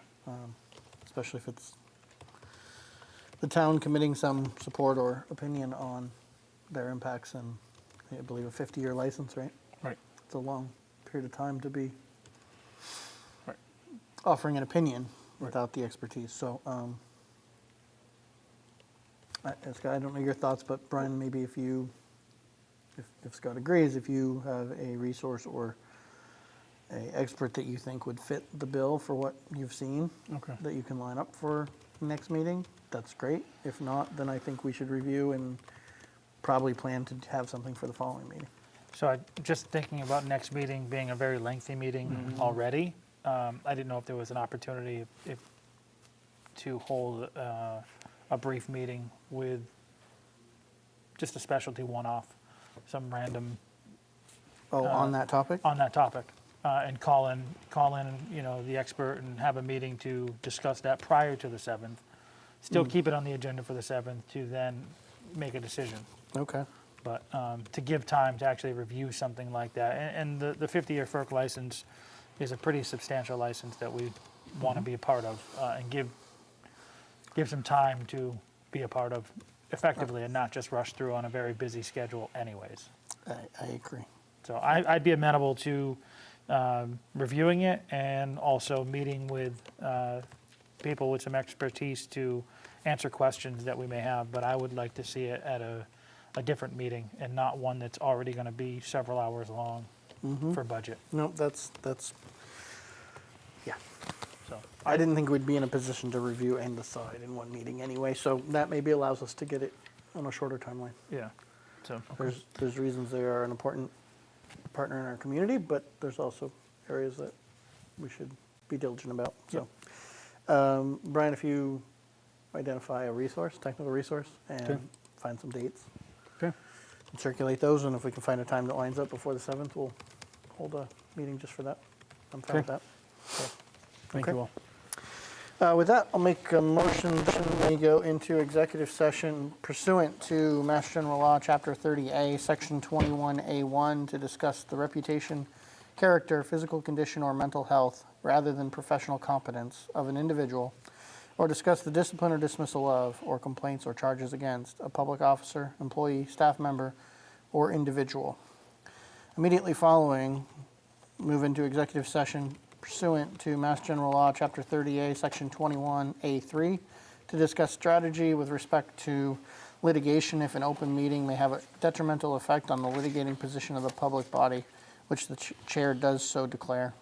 We will not return to regular session. Is there a second? second, It's a roll call vote. Scott Bastrash, aye. Jacob Smith, aye. Thank you all. Have a good evening.